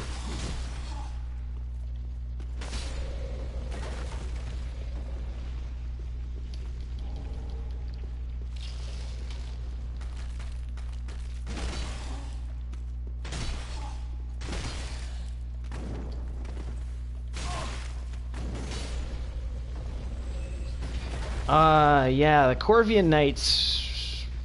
Corvian Knights can be a real pain. I don't hate them as much, though.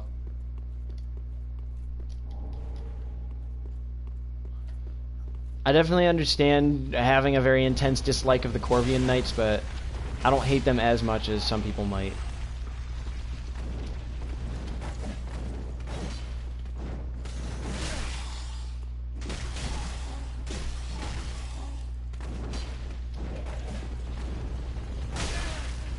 Wow, okay, they actually, like, just move horizontally when they do that attack. I kind of totally forgot that they can just fucking teleport behind you. Nothing personnel.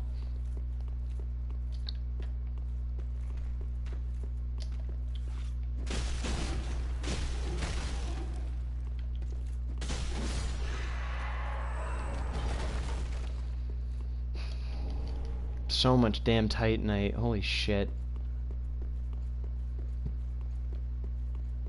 So one of my favorite things is when you kill the little skeleton witch that's controlling the skeleton balls. A little crab comes out of the ball when it crashes. I don't know why. He's just there. There's just a crab in there. Deepest Miyazaki lore.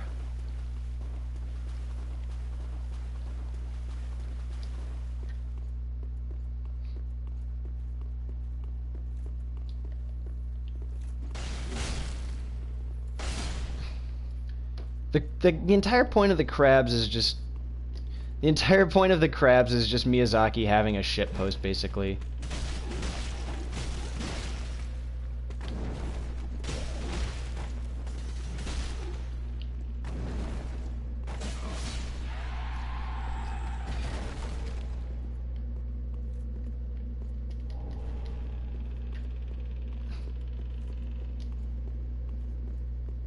Hello, it is me. Today we will be testing whether or not crabs can kill you in one hit.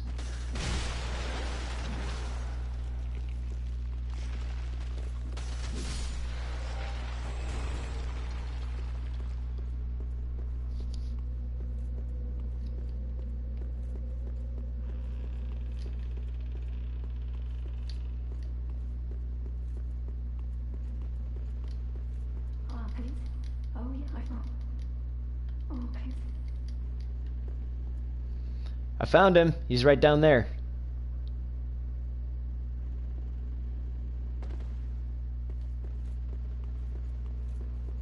Love how she's looking for Horus, and if she just looks down, he's like right over there.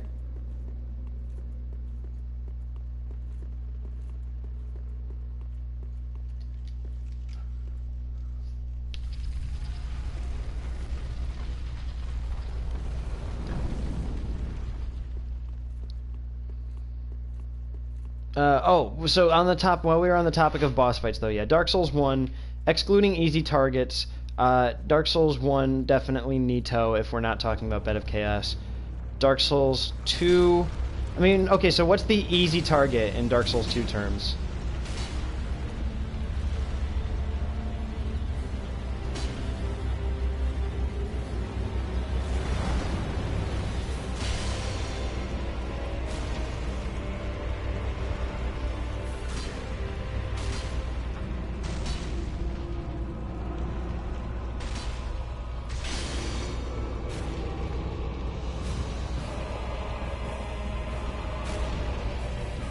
Oh, for sure. Royal Rat Authority is by far the fucking worst. The Vanguard's just not even a boss. The Vanguard's just a rat with slightly more health.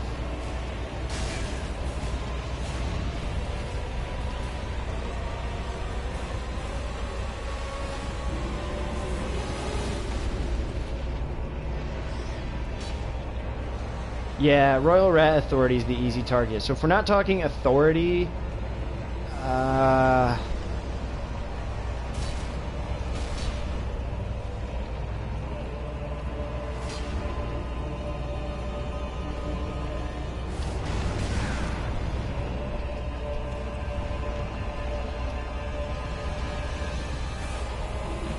yeah, but again, is that even really a boss? Oh, come on, dude, you just put it away.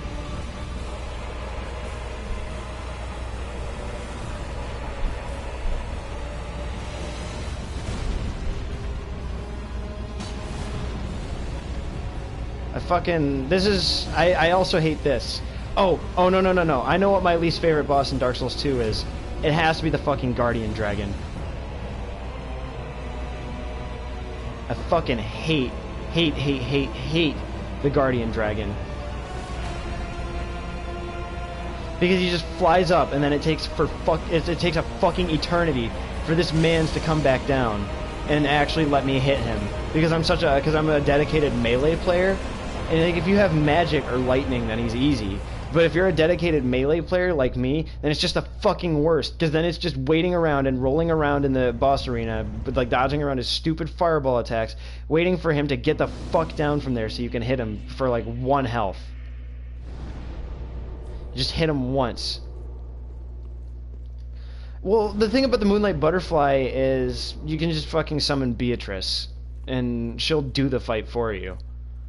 My man's the fucking Guardian Dragon isn't the same though, because you can't summon anybody for him. And I know there were people, Dark Souls 2 is not a very active community now, but there were people in Dark Souls 2 who would basically do builds just for taking down Guardian Dragon for people who hated it. They'd do faith builds and just throw lightning spears at it to finish it off. Hello. Hello, Hugh Pat 16. Yeah, the butterfly is easy, but the Guardian Dragon is just a fucking nuisance.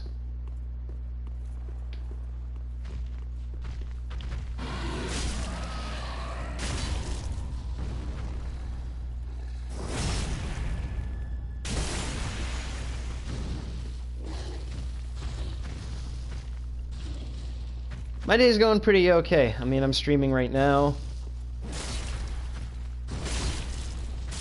Having a nice time. Everybody's being nice, getting along, we're having a good conversation. It feels good. It's a nice time.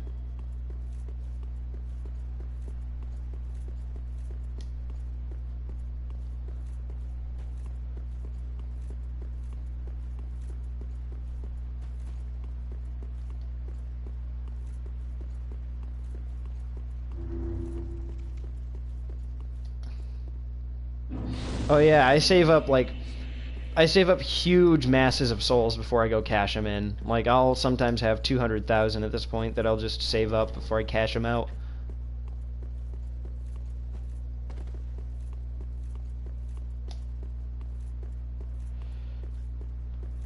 Up into Bloodborne. Does that mean you've not played 3 then? Because Bloodborne came out just before 3.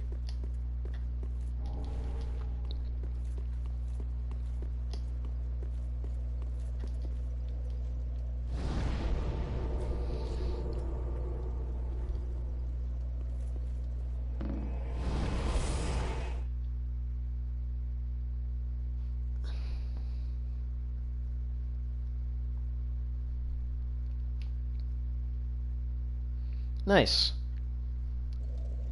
4-day weekend. That must be really nice, actually.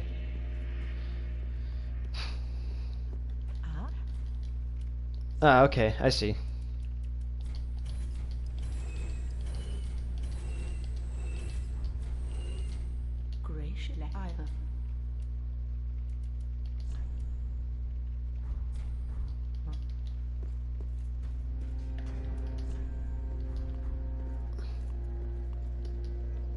Got Bony Boy Ash.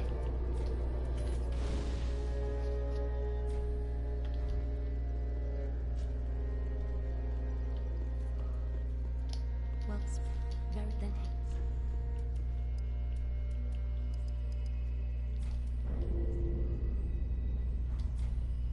Farewell, I mean. It's pretty far. Pretty swole.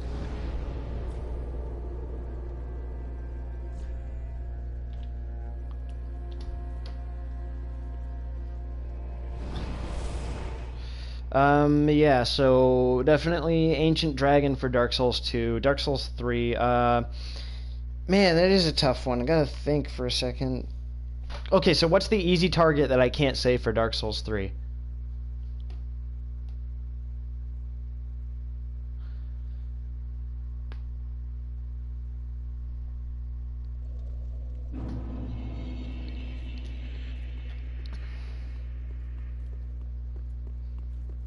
It's like, you know, obviously by your rules, Clara, we're not allowed to target the easy targets. So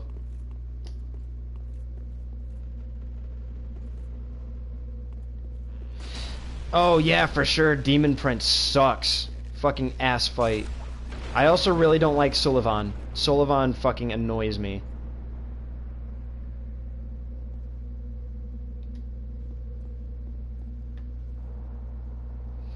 The problem with the Demon Prince is that the moveset's just so fucking basic. Deacons and Wolnir. Okay, yeah. Definitely, I'm not very fond of Sullivan, and I'm not very fond of Demon Princes.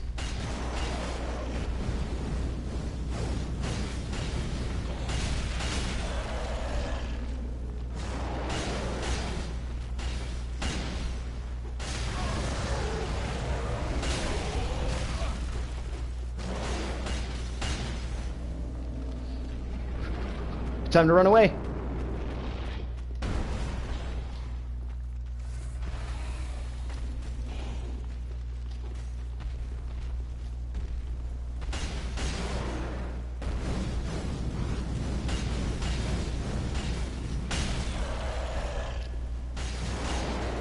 I'm not very fond of damage sponges in general.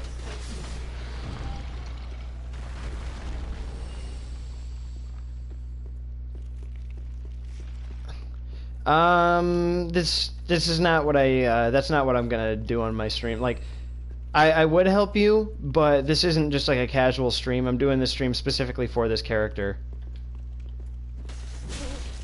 But, yeah, I'm sure somebody else can help you.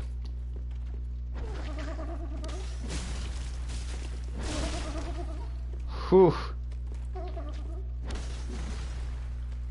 Thanks. I don't want to sound like an asshole. I really don't, because I would love to help you. I love to just help people in general.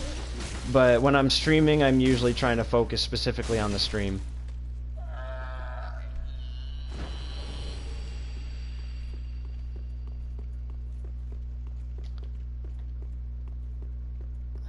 I appreciate your understanding.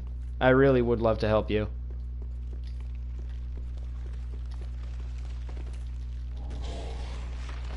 I really appreciate having so many people here. Usually it's a dead stream. So if you guys ever want to come back, obviously give me a follow.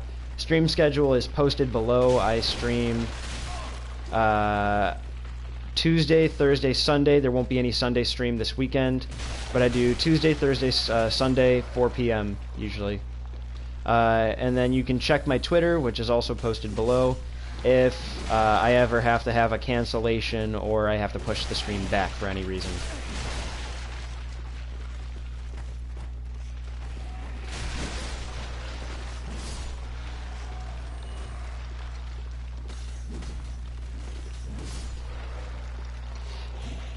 Is it the ballista? I know the ballista bothers a lot of people. Is it the ballista that bothers you?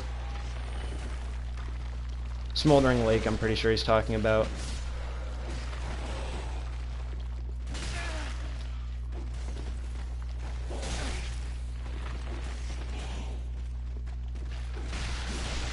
Not the ballista. What bothers you about Smoldering Lake?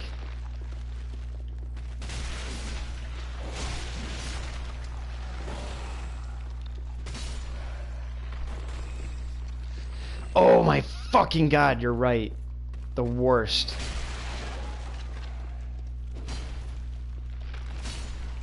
Fucking those dudes.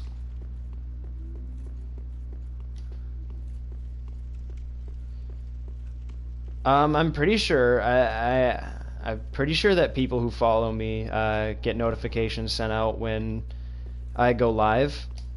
If I don't, next time I start streaming, please let me know. But like I said, I adhere to a pretty strict schedule personally. Like I said, if I ever... I have a pretty strict stream schedule, so if you'll know when I go live unless I say otherwise on Twitter. But I should have notifications.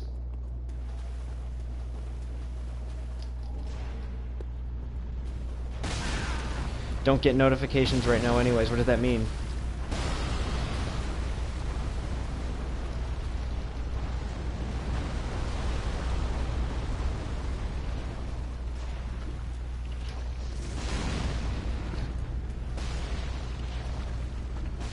Yeah, I usually post on Twitter. That's like how I get people to come see my stream.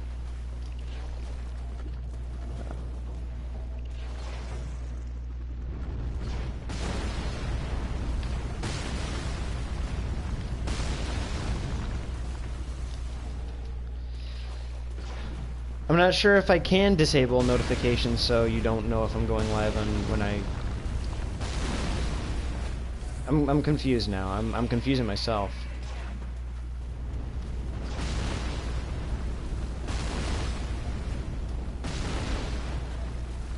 Is it actually possible to make it so that people who follow me don't get notifications when I go live?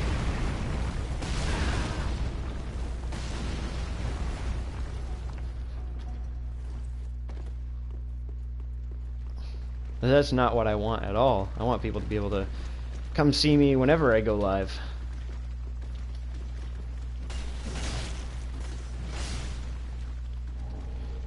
Oh, no, PS4 integrated. So I'm using PS4 integrated streaming. I see what you mean now, like pop-up notifications, like an overlay. I'm using PS4 integrated streaming because my PC isn't good enough to play this game and stream. My PC isn't really good enough to stream in general because I'm on a laptop. So I have to use PS4 integrated streaming so I don't get follow notifications.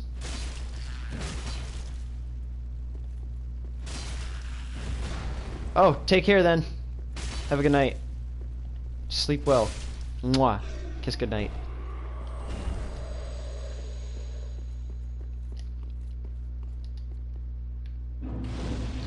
Seems like I'm going to attract a Europe following. That'll be very interesting. If I end up getting popular, I'll end up attracting a European following. That should be very fun.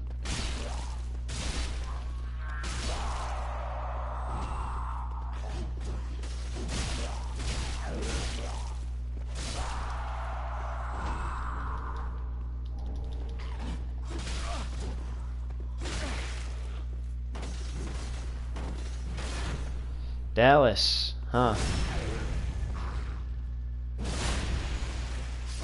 Yeah, it's 1755 here in New York. Oh my god, it's 1755. That means it's close to quitting time for streams. Or my stream.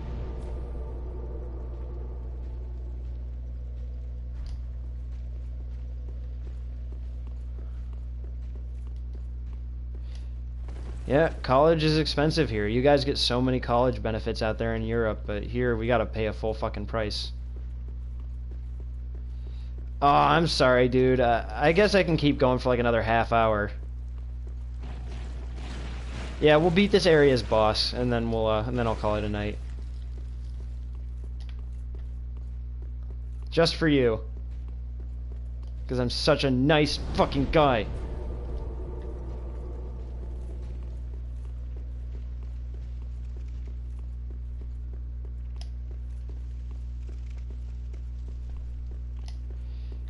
Yeah, I said 1756. So, in normal clock, for the normies out there, that's basically almost 6. It's 5:56. I run on military clock by traditions. Just I'm from an old military family, so it's just how I go.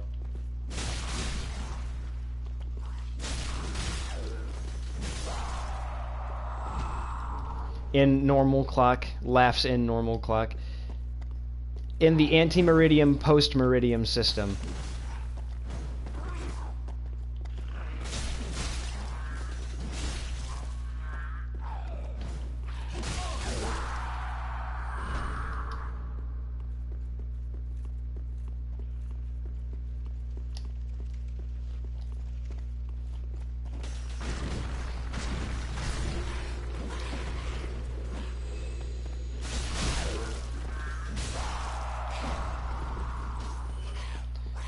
Oh, that missed. What the fuck?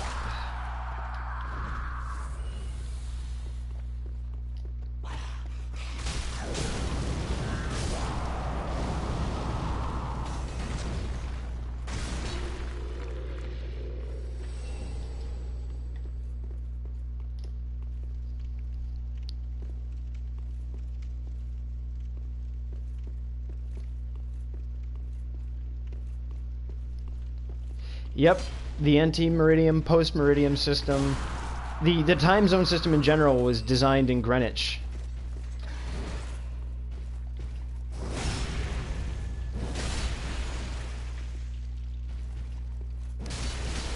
No, disaster is in DC.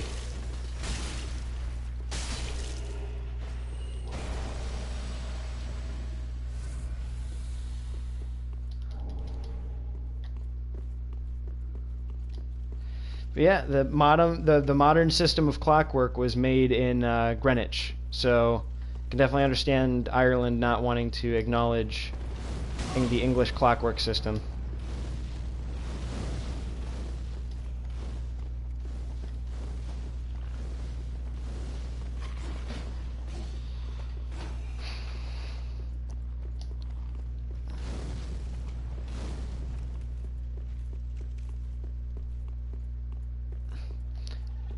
Watch the Smurfs in Gaelic. Now that is an evocative phrase.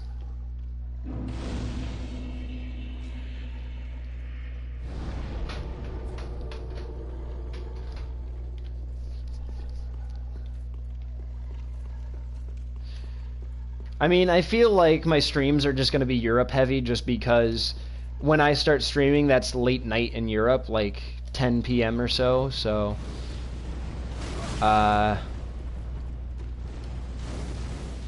I feel like that I'm just gonna end up attracting that community.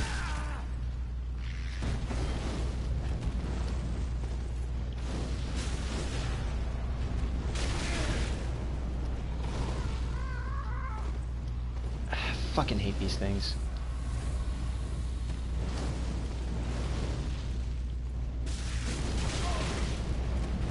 Man, all this floating. Yep, there we go.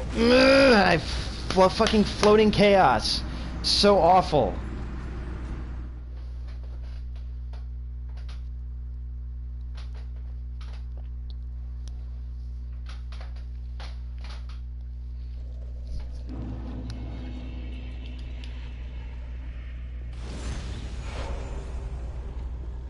Floating chaos is actually just the worst thing in this series.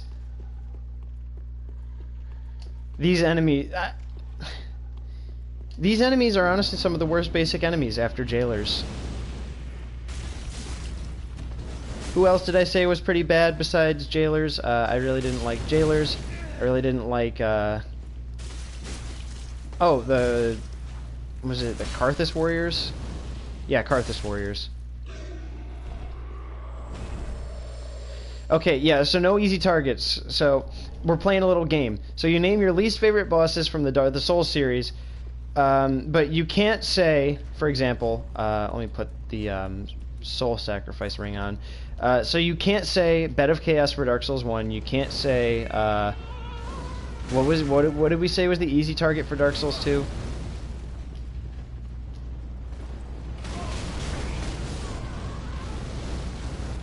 Wow, I didn't even get what I was going for, so I'll probably just end up losing a whole bunch of souls here. That's great. Oh yeah, Royal Rat Authority. And then Dark Souls 3, you can't say. Yeah, okay. So Dark Souls 2, you can't say Royal Rat Authority because that's the easy target.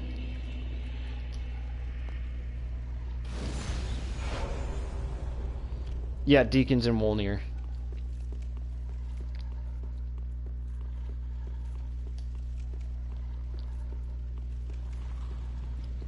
So ready, go.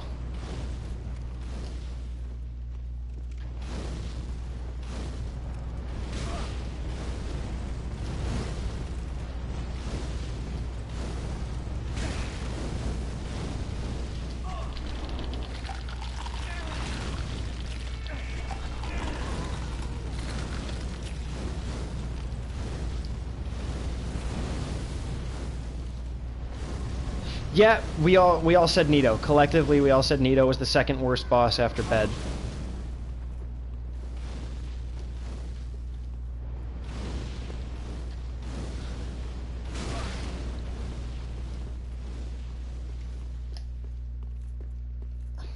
I said that Nito, I personally said that Nito, without his trash mob, was really stupid, and the only reason he's even difficult is because he's got a trash mob.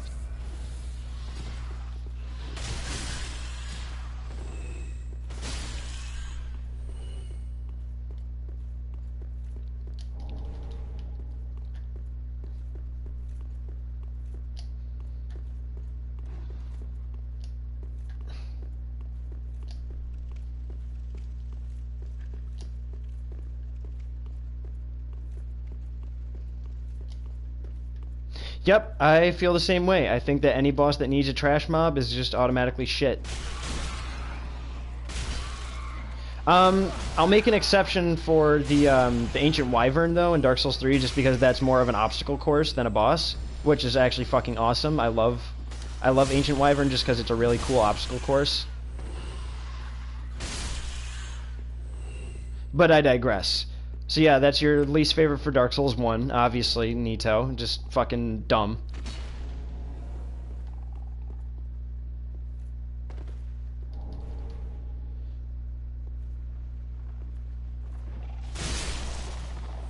Whew, I got a 3-fer on that one.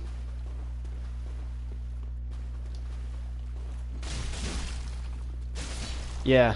So, alright, so, Disaster, what's your least favorite in Dark Souls 2 now?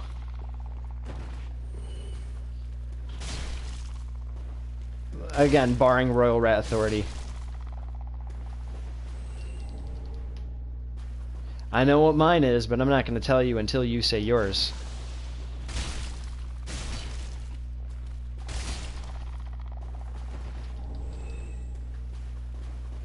Covetous Demon. Really? Okay.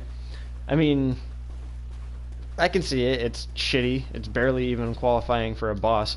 So, my least favorite, as I mentioned, was the Guardian Dragon, because as a mostly melee player, I fucking hate that thing because it just flies around the arena, and it takes fucking forever for it to land, and when it finally lands, you're like, oh god, finally, thanks, let me hit you once. And then it flies up again once you land one hit.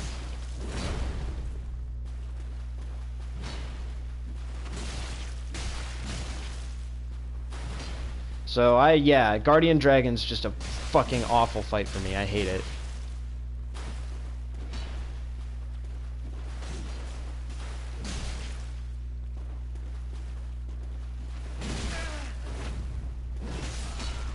Fuck! Ah, God, I hate you.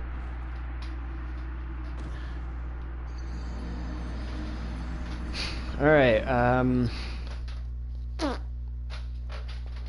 yeah, I'm doing pretty shit today.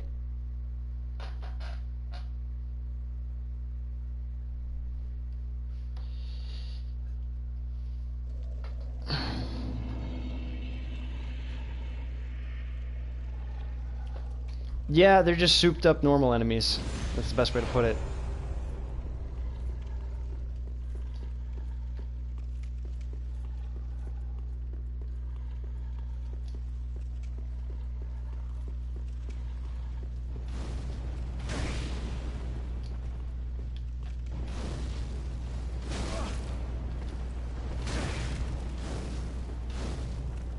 So yeah, Dark Souls 3. For Dark Souls 3, I said Sullivan, and one other. I said one other. Who did I? Oh yeah, Demon Princes. Sullivan and Demon Princes. Both I have a very intense dislike of.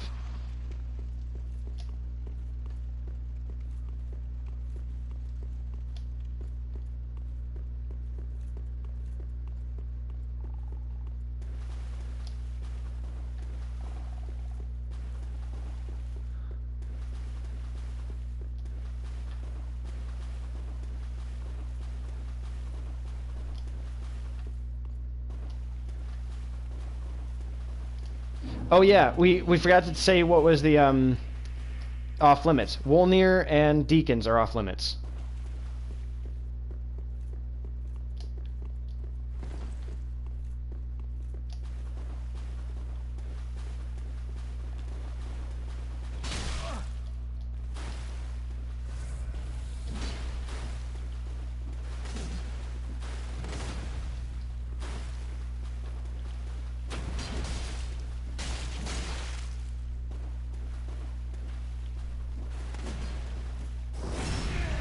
What the fuck?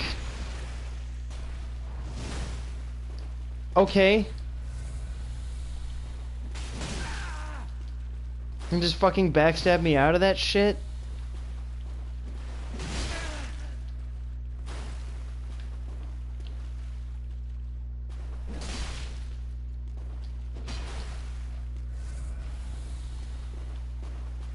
Yeah, I can definitely see that. He's just so underwhelming. He's just like a non-boss once you fight him. The concept's cool, and I like that they brought back the Storm Ruler from Demon Souls, but like...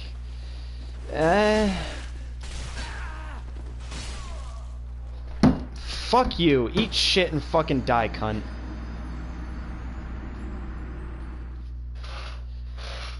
Why am I doing so bad against this guy? I fucking obliterated him last time.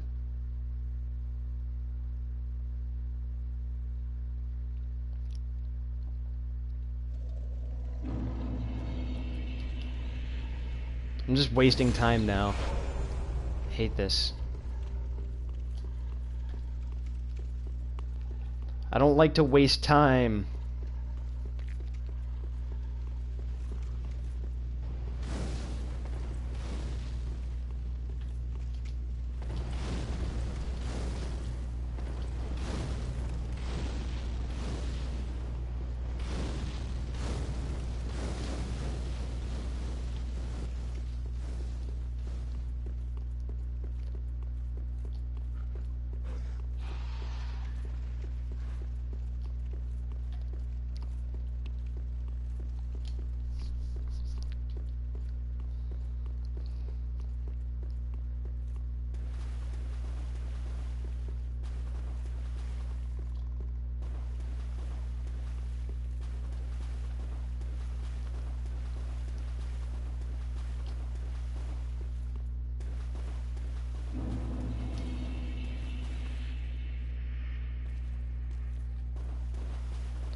Yeah, I agree. I agree with that completely. It's the same problem with Nito, is that it's all build up and no payoff.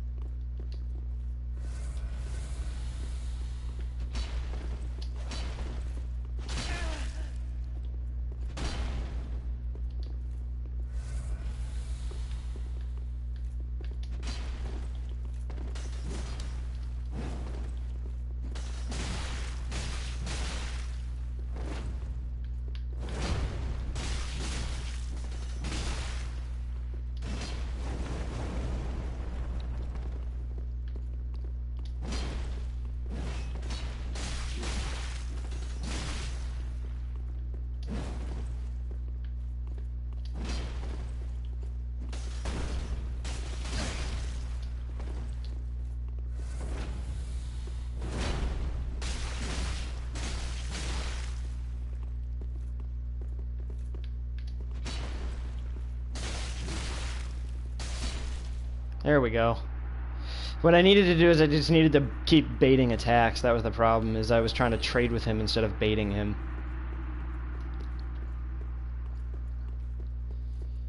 Also, that's a good meme right there. He breathes through his skin. I'm very ashamed of my words and deeds now. I realize now that Yorm breathes through his skin. And that is why he's an easy boss, is because he breathes through his skin.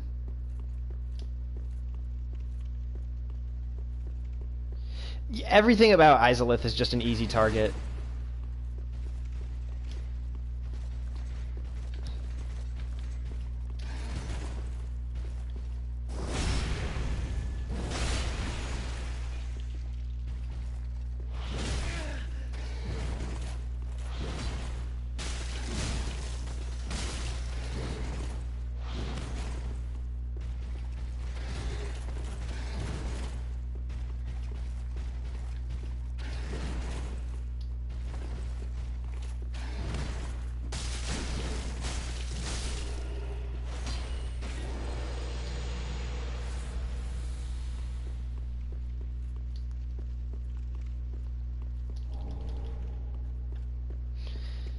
But that's not even being fair to Izalith, though, because Izalith is just an unfinished area.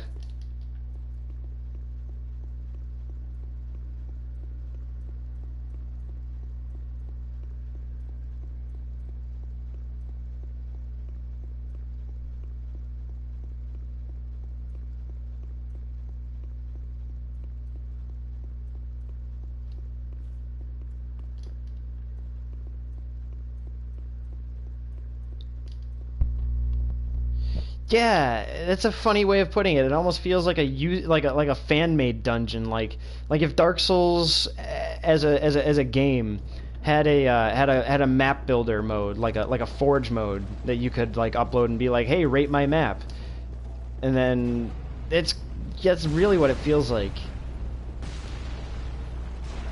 That's a really funny way of putting it. It honestly feels like someone just made a Dark Souls map in Forge.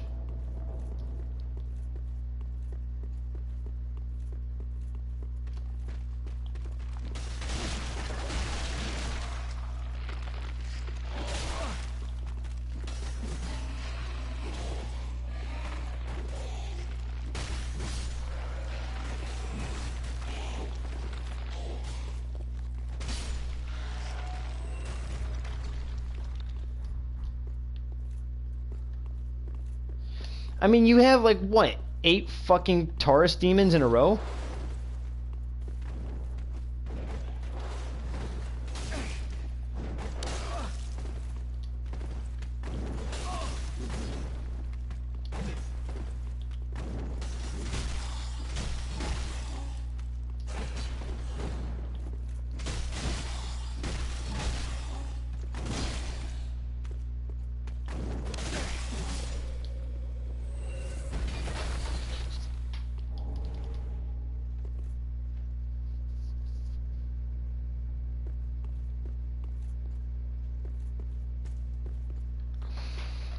This is just all weird.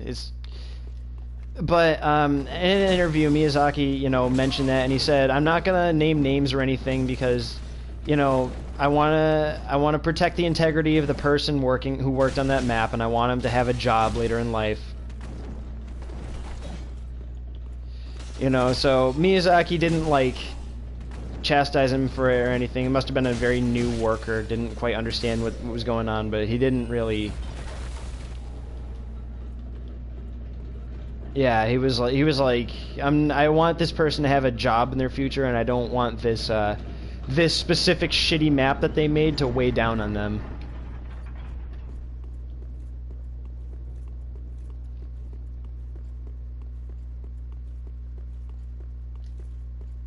So, I mean, that's really nice of him. Real stand-up guy, honestly.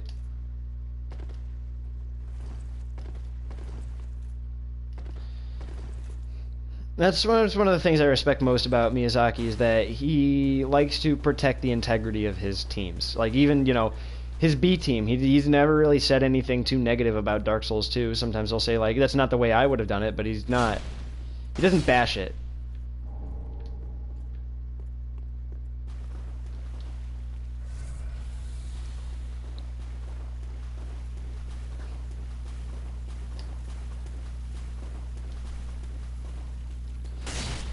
Although I will say it was really funny. No, I didn't. I have not heard the Miyazaki interview on Sekiro.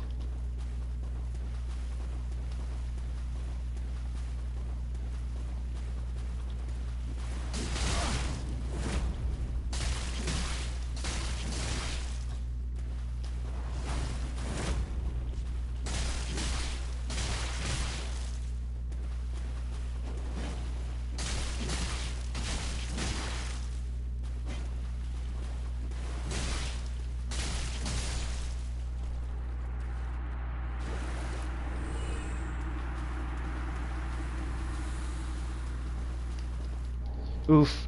Polygon. Oof. Well, you know what? As long as Polygon's actually reporting game news and isn't posting dumb shit journalism articles, I'm fine. Just post game news. Don't do games journalism.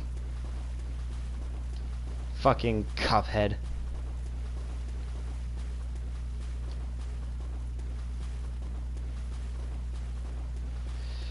I mean, yeah, it was probably a long chain of fuck-ups that actually made Izalith, but for all intents and purposes, it was just like... It was just a big whole thing. Sometimes shit just gets past the radar like that, you know?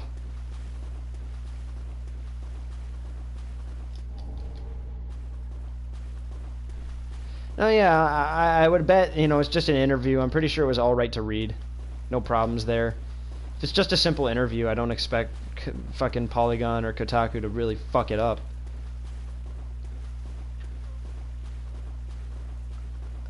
I really only expect like fuck-ups when they're publishing like really weak hit piece articles.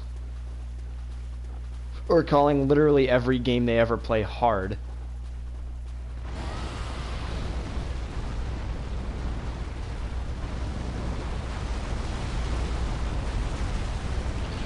They could have. They certainly could have.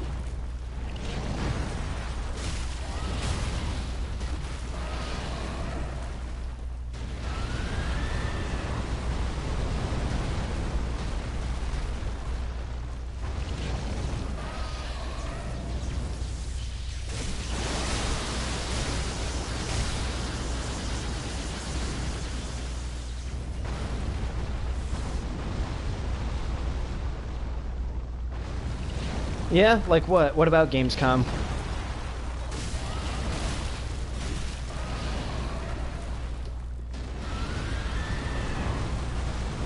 I don't actually care. They just want to be the first to say something on it. Yeah, that sounds about right. Like games journalism, or you know, fucking Kotaku publishers being like, this game is problematic for X, Y, and Z reasons, and here's why you shouldn't buy it because you'll be a huge misogynist racist.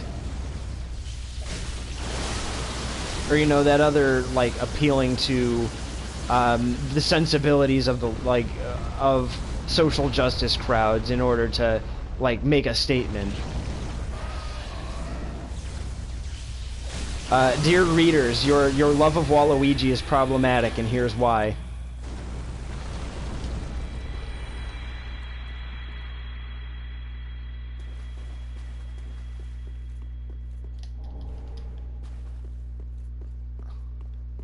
And you know, the funny thing is, too, is that joke that I just made, I could easily see being a real article on Kotaku or Polygon.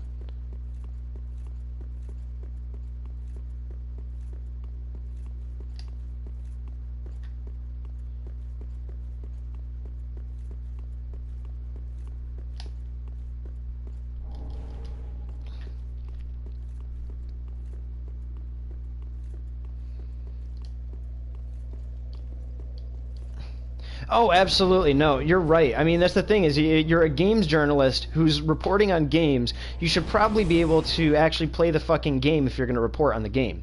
And this was a thing, too, with Devil May Cry 5. Like, people who got their hands on review copies of Devil May Cry 5, the journalists who got their hands on it, complained that there was no music because the music swells as you get higher combo ratings, and they couldn't get higher than, like, a C combo.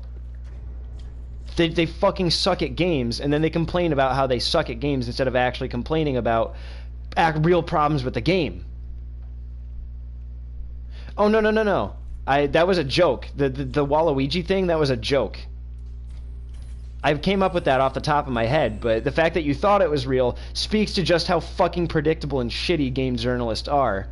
That they just, like, make a blanket statement that just catches the eye of somebody who's looking for something to be angry about.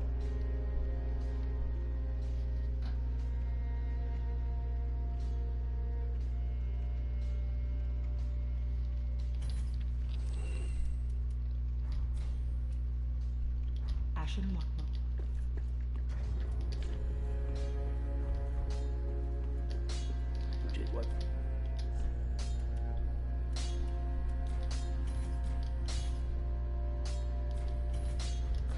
Right like that.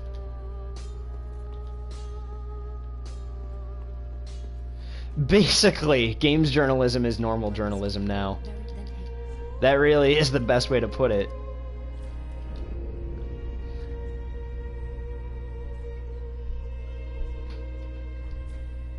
Farewell, Avni.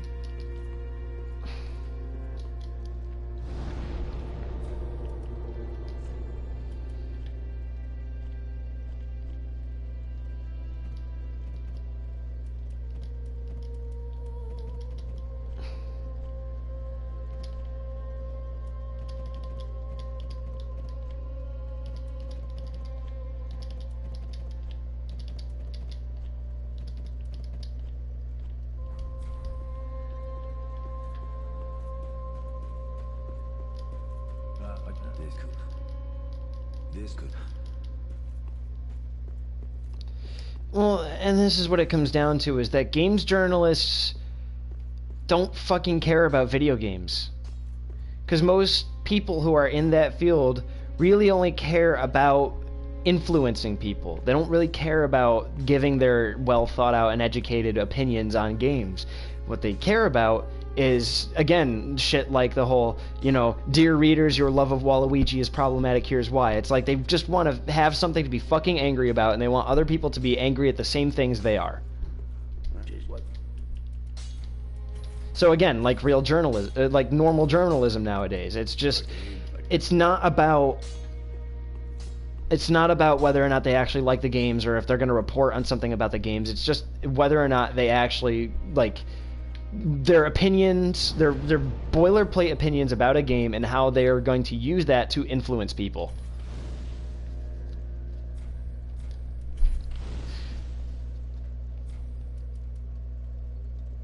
And, like, this is the big problem I have, too, is that there's this thing where they also use accessibility in places where they shouldn't talk about it. Like a game like Fury. So if you don't know what Fury is, I've played it on stream more than a few times before, speedrunning it. It's a very, very intense hack and slash bullet hell mixed kind of game. It's not for anybody who doesn't have very strong hand-eye coordinations and a lot of experience with bullet hells and hack and slash games. And I remember reading an article from Kotaku about someone complaining about how, oh, well, the easy mode makes me feel like I'm, like I'm a pussy or something. And I was like, well, because you're taking the easy mode, you're taking the easy way out. And it's like this whole argument about accessibility when some games aren't meant to be accessible. Fury is and was designed to be a niche game designed to appeal to the most fucking hardcore fanatics among skill-based gaming. It's not supposed to appeal to accessibility. That's the sad truth of it. It doesn't do that.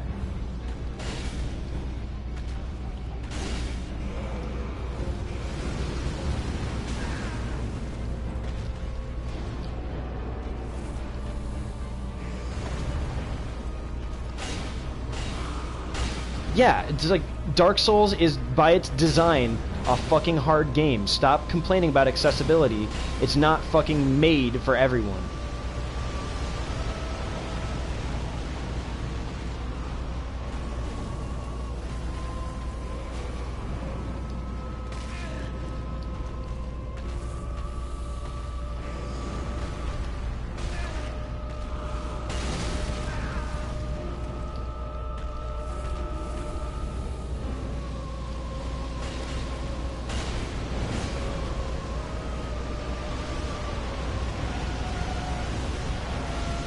Ah, I'm stuck on a foot.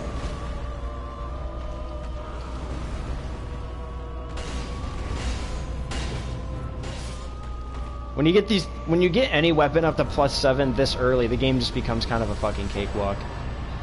Yeah, I'm not going to be using the Farron Greatsword for a little bit, just because I don't have the Demon Titanite to keep up with for now, but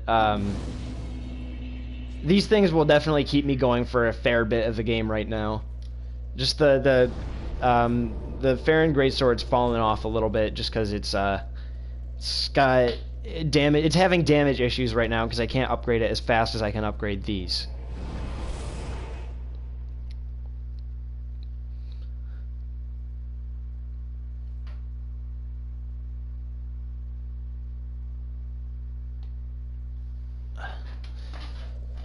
And, you know, I want to specify that when I'm complaining about the use of fucking, like, social justice culture and shit like that, that's not me coming from an anti-leftist place, because I need to specify that for people watching the VODs on YouTube and shit, anybody who, like, is cares, because I'm LGBT friend, like, not just LGBT friendly, I am LGBT, I have a fucking boyfriend, but it's not about the problem with the leftism itself. Is the problem of exploiting it for clicks. It's the problem about calling fucking Waluigi problematic or whatever. It's like, you don't have anything better to complain about? Or keep your knowledge of gaming separate from your fucking stupid rant hit piece. Like, don't talk to me about... That's not what I read games journalism for. I read games journalism to read about games.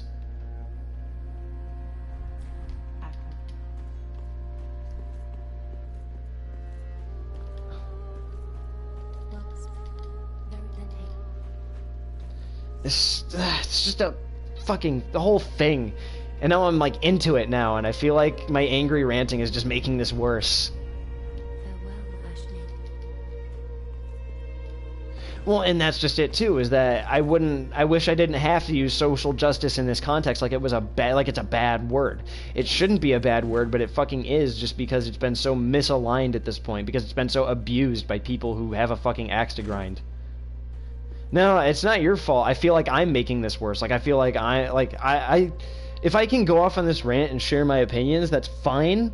I'm cool with that. I'm just not sure if my audience is cool with that, because I know a lot of people are very sensitive when hearing or seeing other people get worked up. That's my concern. I don't want people to be put off by me.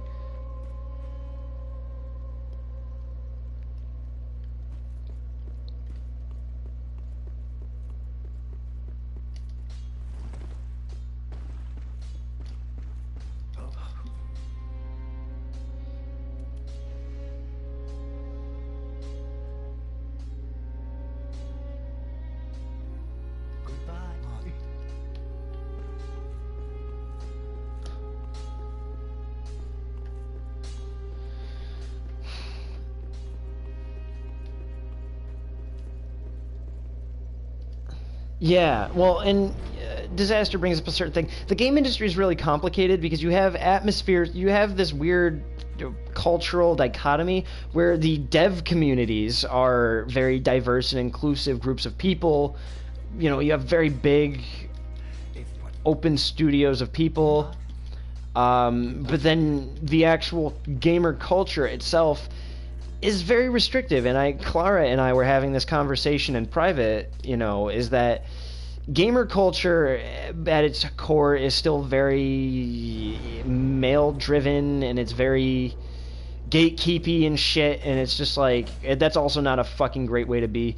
And so you have this push, these two opposing sides of, you have the very far left internal industry, but the people driving the market of the industry are still very traditional. So you have this right and left push, and you have this clash between those two cultures. And that's why there's this big fucking... That's why part of why Mass Effect Andromeda was so fucking panned, was just because people were looking for an excuse to shit can on BioWare, because BioWare is such a diverse dev crew. You know? And that's... I'm going to set the controller down and we're just going to talk for a bit more before I close the stream.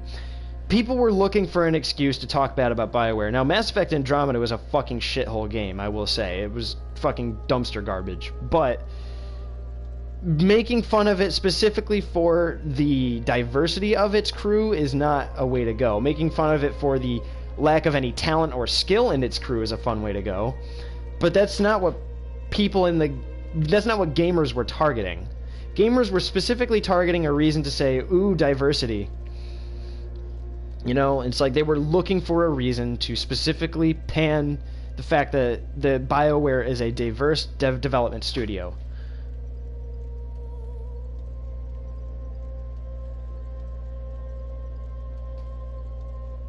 Yeah, and that's another big thing, you know, is what Disaster says is true. Around that time, gaming culture became, you know, what was once a nerd thing became, you know, I play Call of Duty. It's the normal pastime.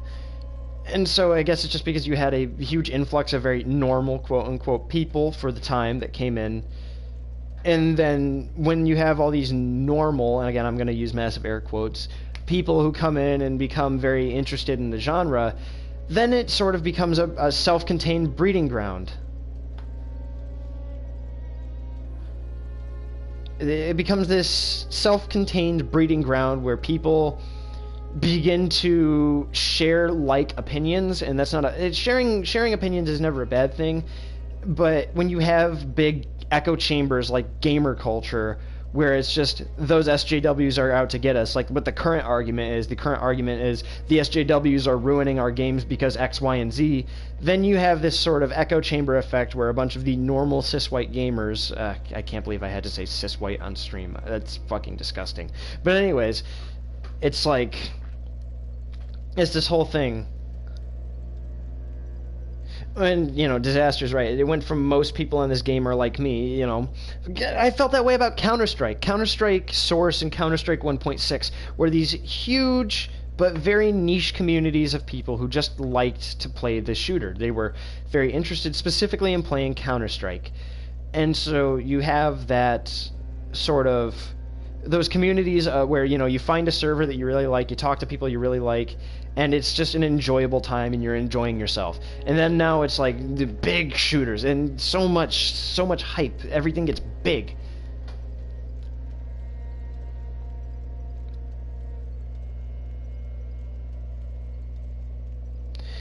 Well, and this is what you have too, is that you've got people who follow the trend, you know, it's like people who play Fortnite or PUBG or any of the fucking other jabroni games. They play them because streamers and other popular people and celebrities play it. Fucking Drake playing Fortnite, you know, and then Fortnite exploded.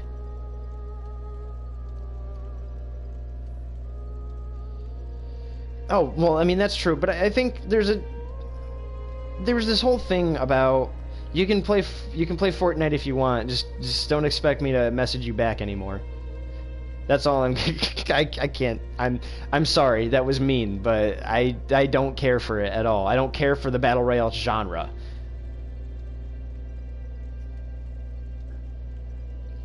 But Dark Souls community is kind of weird because it gained a very popular mainstream culture around the time of Bloodborne and Dark Souls 3. They were very mass market appeal kind of games, and they brought in a lot of people. And that kind of, you know, those normies that were originally just playing Call of Duty and very surface level games, they got into Dark Souls 3. Some of them played Dark Souls 3 and Bloodborne, and now they're like, ooh, I played Dark Souls. Ooh, I played the hard games. Now I'm a real gamer like those other gamers over there. So Dark Souls 3 and Bloodborne kind of evolved into a more surface level thing, but I think at its heart Dark Souls is still a very, you know, it still has that niche crowd that played since Dark Souls 1 and 2.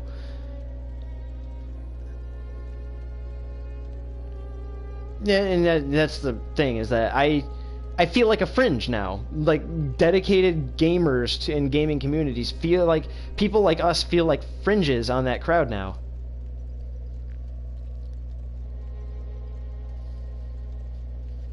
Yeah, and the fact that even in the Dark Souls community, I feel like I'm being pushed to the fringe by fucking casuals who've only played, like, Dark Souls 3 once and think they're a fucking pro now. And I know that makes me sound like an elitist asshole cunt, but, I mean, I'm being fucking honest. You need to play the game multiple times, and you need to not let it go to your fucking head that you've played one Dark Souls game. Because they're not that hard, if you've actually, like, put in the time and you understand how the game works.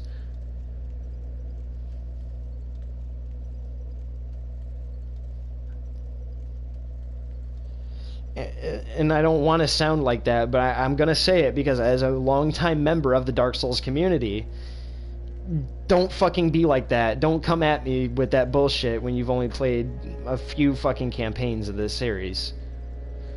Because it's not that hard, but people always tout themselves. But this isn't just about that. It's that people, it's not just about that. It's about the fact that some people have a lot of hubris when they play video games, and just the fact that they play the hard game, massive air quotes. You know, Dark Souls is, I'm gonna type this out. You know, Dark Souls is the hard game. You know, you've got that stigma around it, and so people want to feel like they're accomplishing something, and I understand that, but then they let it go to their head, and they're like, the casuals, the surface level casuals, let that go to their head, and use that to parade that over other surface level gamers. You know, they'll go to their fucking Fortnite games and they'll be like, oh, hello fellow Fortnite friends, I have just finished playing a round of the hard game that is Dark Souls. Are you as good as me? I bet you're not, because you don't play the hard game.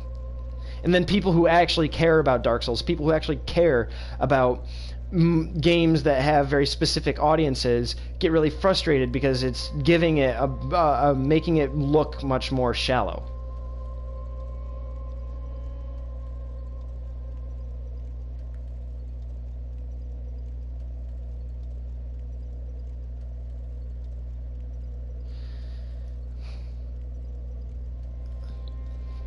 Yeah, I suppose.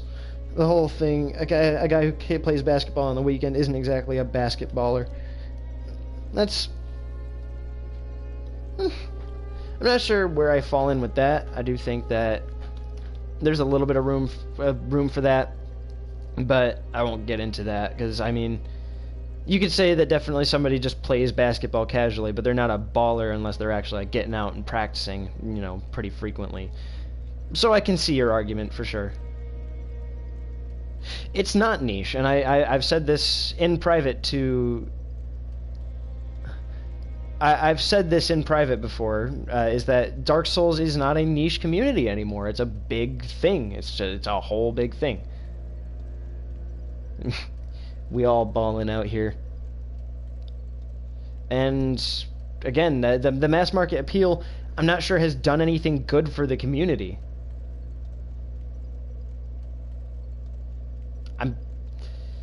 I don't want to...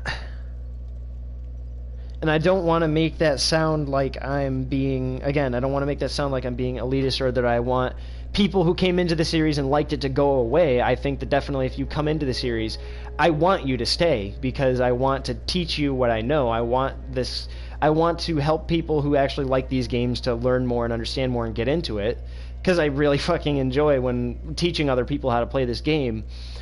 But it exploded in a way that's out of anyone's control, and that's what's the scary part.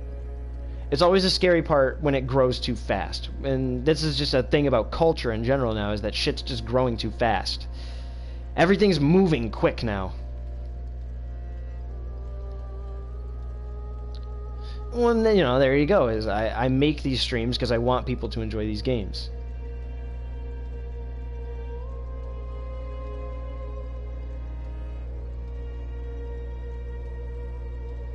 And that's why I feel like Dark Souls 3 isn't as great as 1 or 2, because Dark Souls 3 does not feel as genuine.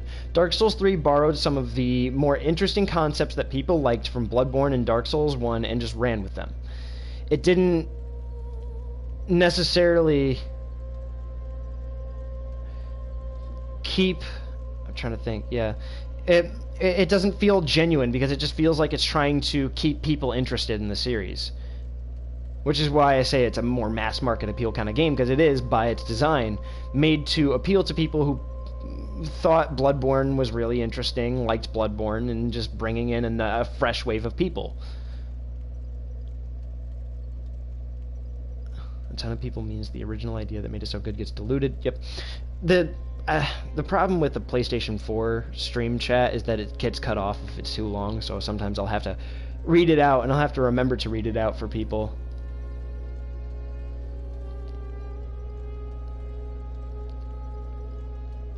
Anyways, I think that's enough of our angry circle jerk for now. I'm really glad for everybody who showed up. This was one of the most poppin' streams I've had in ages, and it was great. I love this.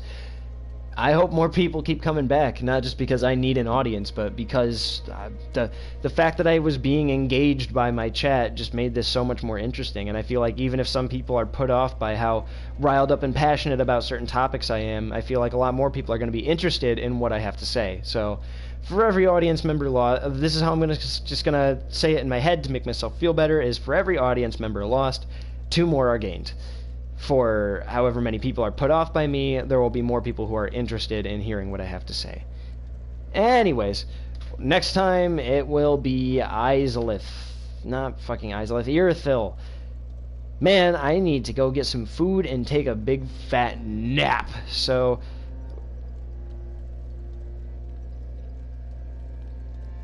I will leave you guys there for now, and thank you everyone who came here, and thank you for everyone who watches on the VODs, and I will see you all on Tuesday.